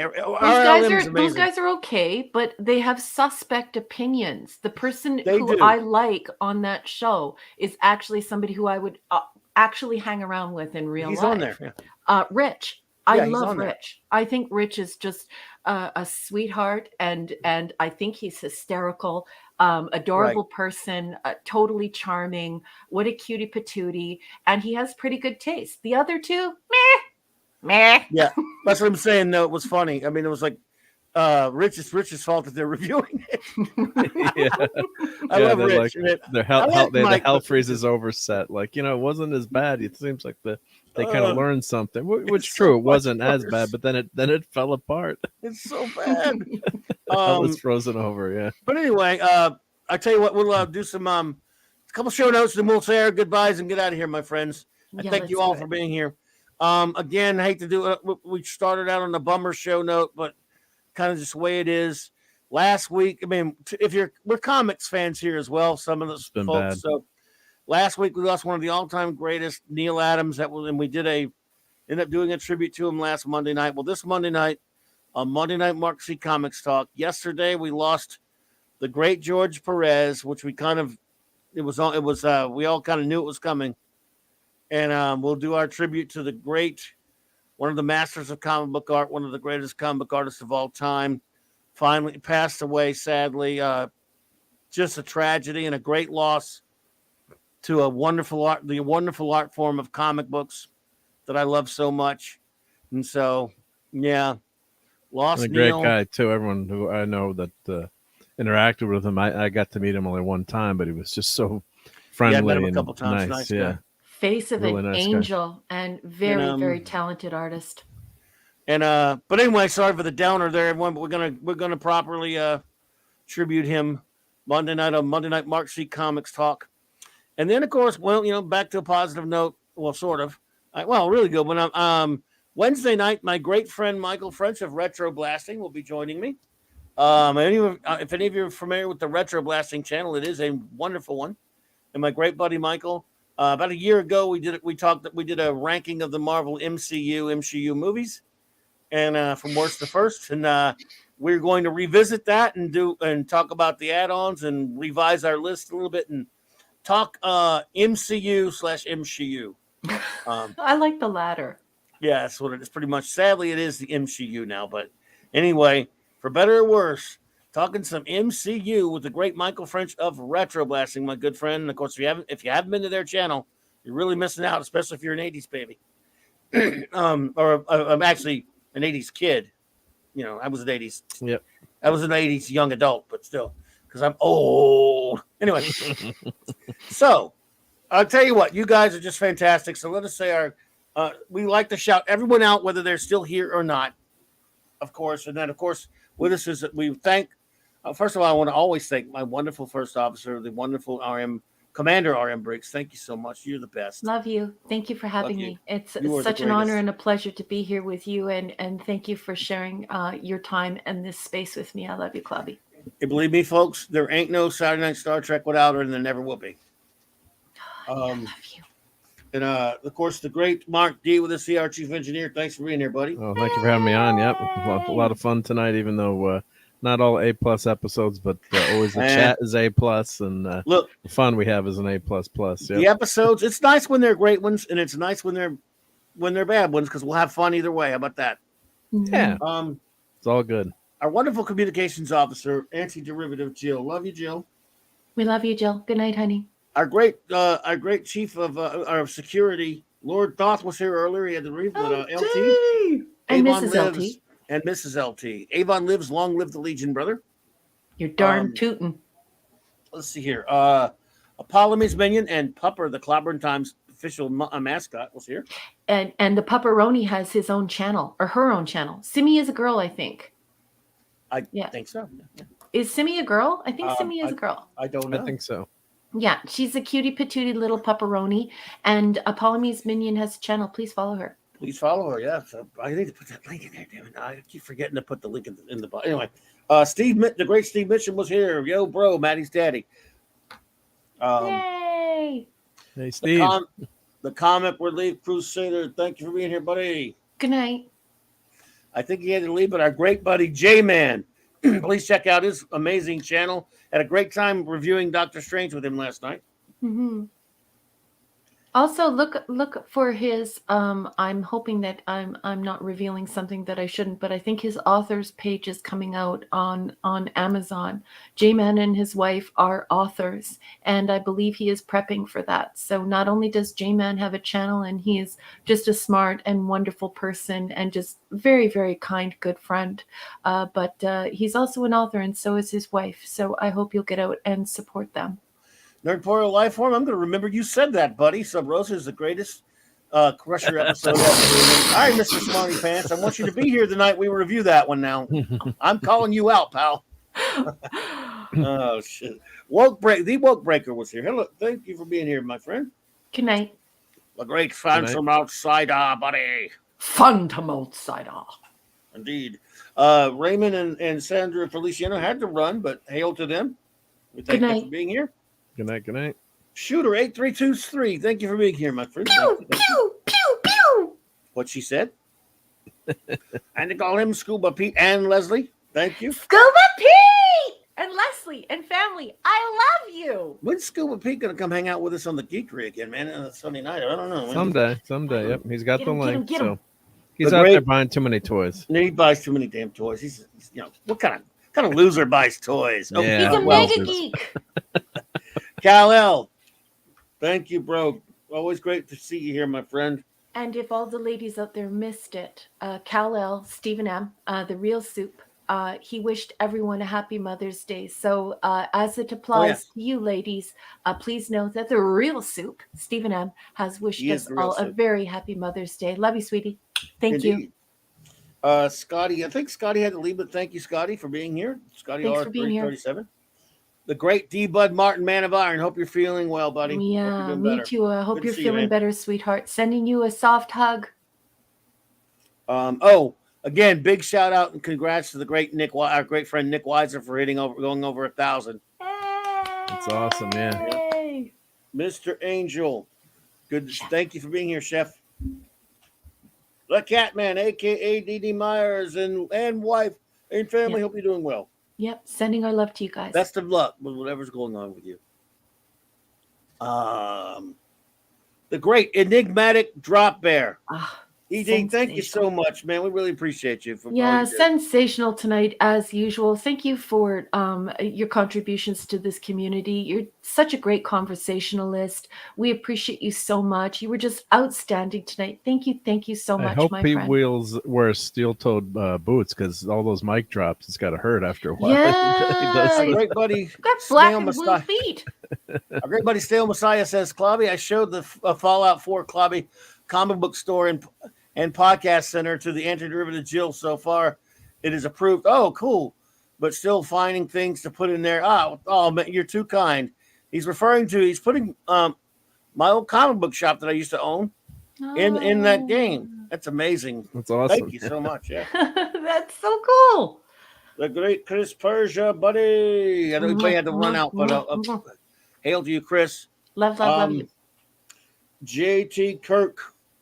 Thank you, buddy. Always a pleasure, my friend. Thank you for being here. Love you. Kit Kat Catastrophe. Lovely to see you here. Thank you so much.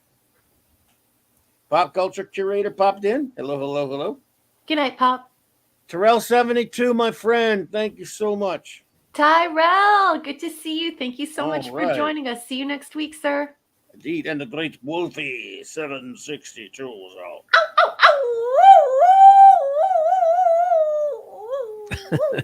What she said. Ouch. Michael Beacom, always a pleasure, my friend. Thank you. Good night, Michael. Eric Caro. Good night. Fine Irishman. Max Redstone, my friend. Thank you so much for those wonderful lyrics you did for us.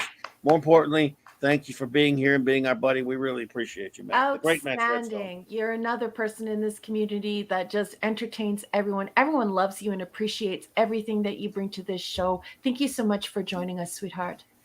The great Inano Moss stopped in earlier. He a true superhero, in my opinion. Good to see you, buddy.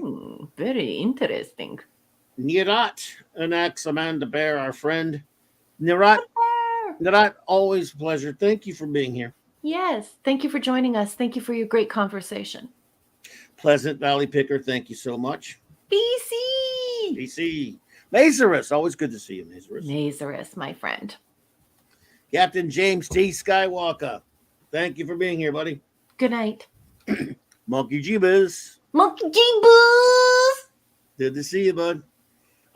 The great Mr. Tickle Trunk was here. Thank you so much. Thank you so much for joining us, and thank you for your generosity. You're such a great friend to us. Enjoy the rest of your weekend. Indeed. Mega Cropper, thank you so much. Mega Cropper. For being here. Always a pleasure. The great Keely Chow, Roll Tide. Keely Chow, Roll Tide, and Sporking Raid. I just want to thank Scotty for sending everyone over.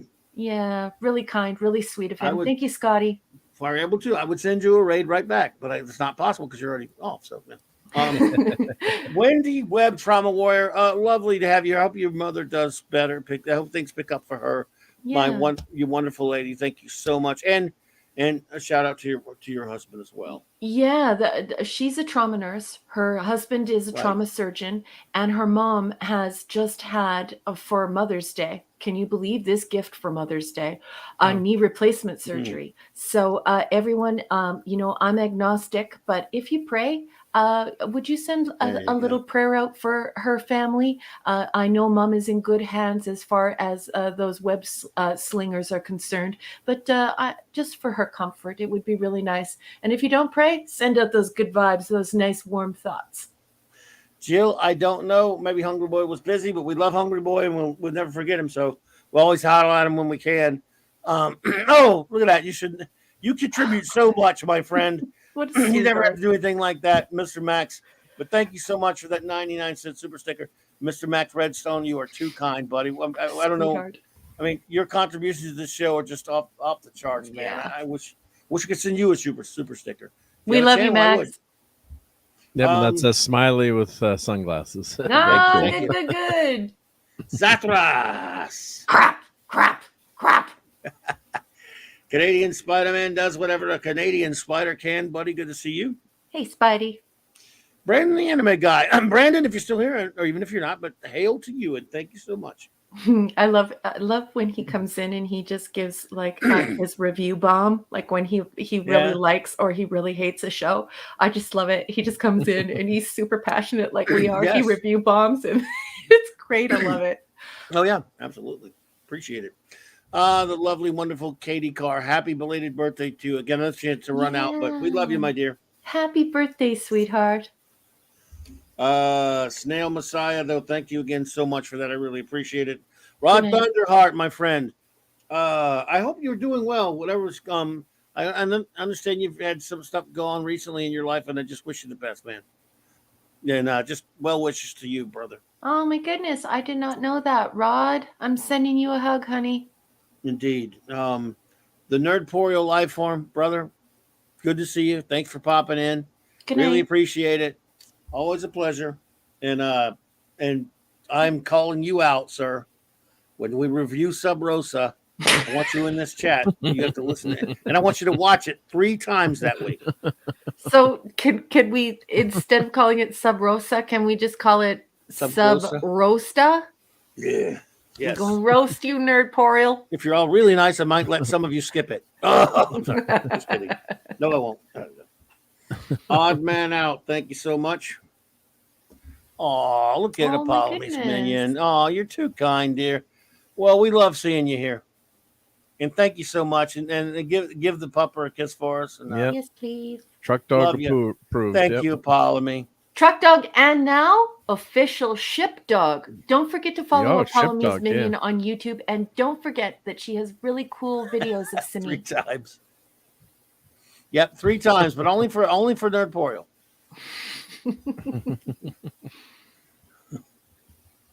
On one of my open shows, like I do on Wednesday nights, sometimes whatever, Nerdporeal, I'll get you in. We'll talk about Trek one night. Sure.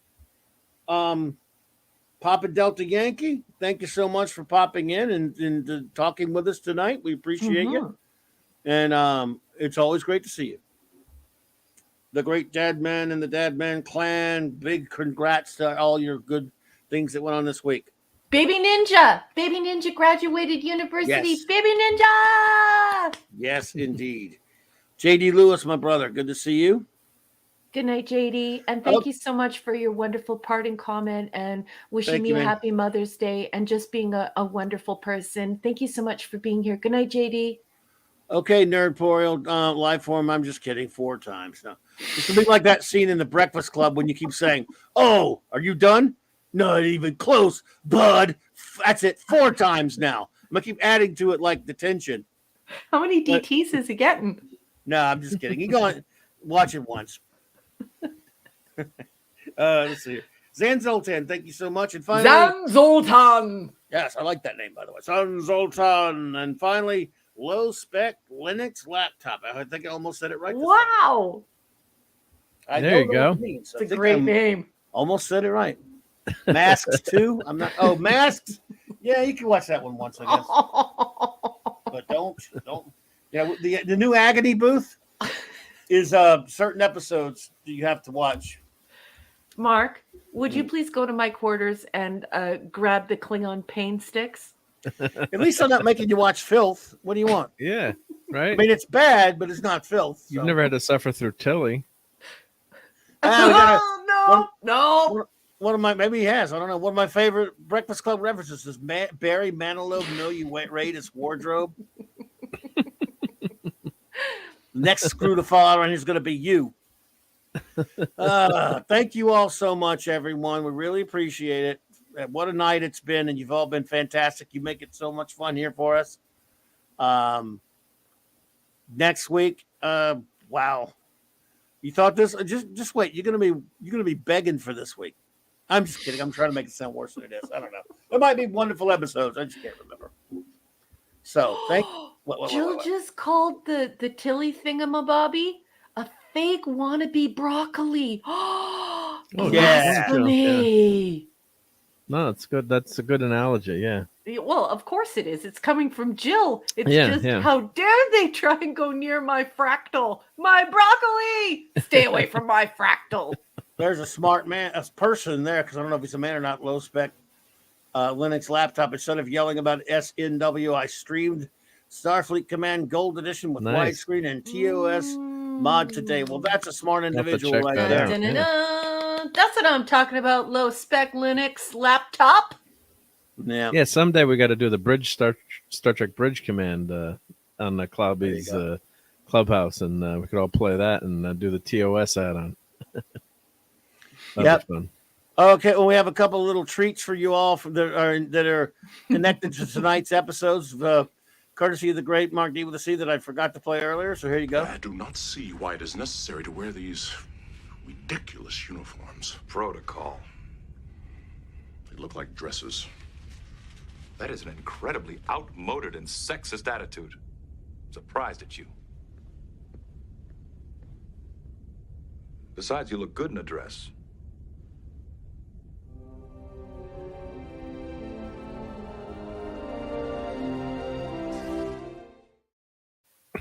Classic. Klingons do not procrastinate.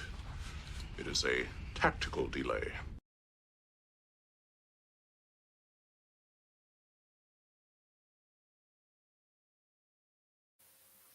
The rest I clipped that. I probably didn't do a good job of clipping that one. Yep. Again, everyone, thank you so much for being here, and we'll play our ending credits after these important messages. Happy Mother's Day, everyone, and clobber on, clobberers. See you next week. Happy Mother's Day. Hope to see you all week.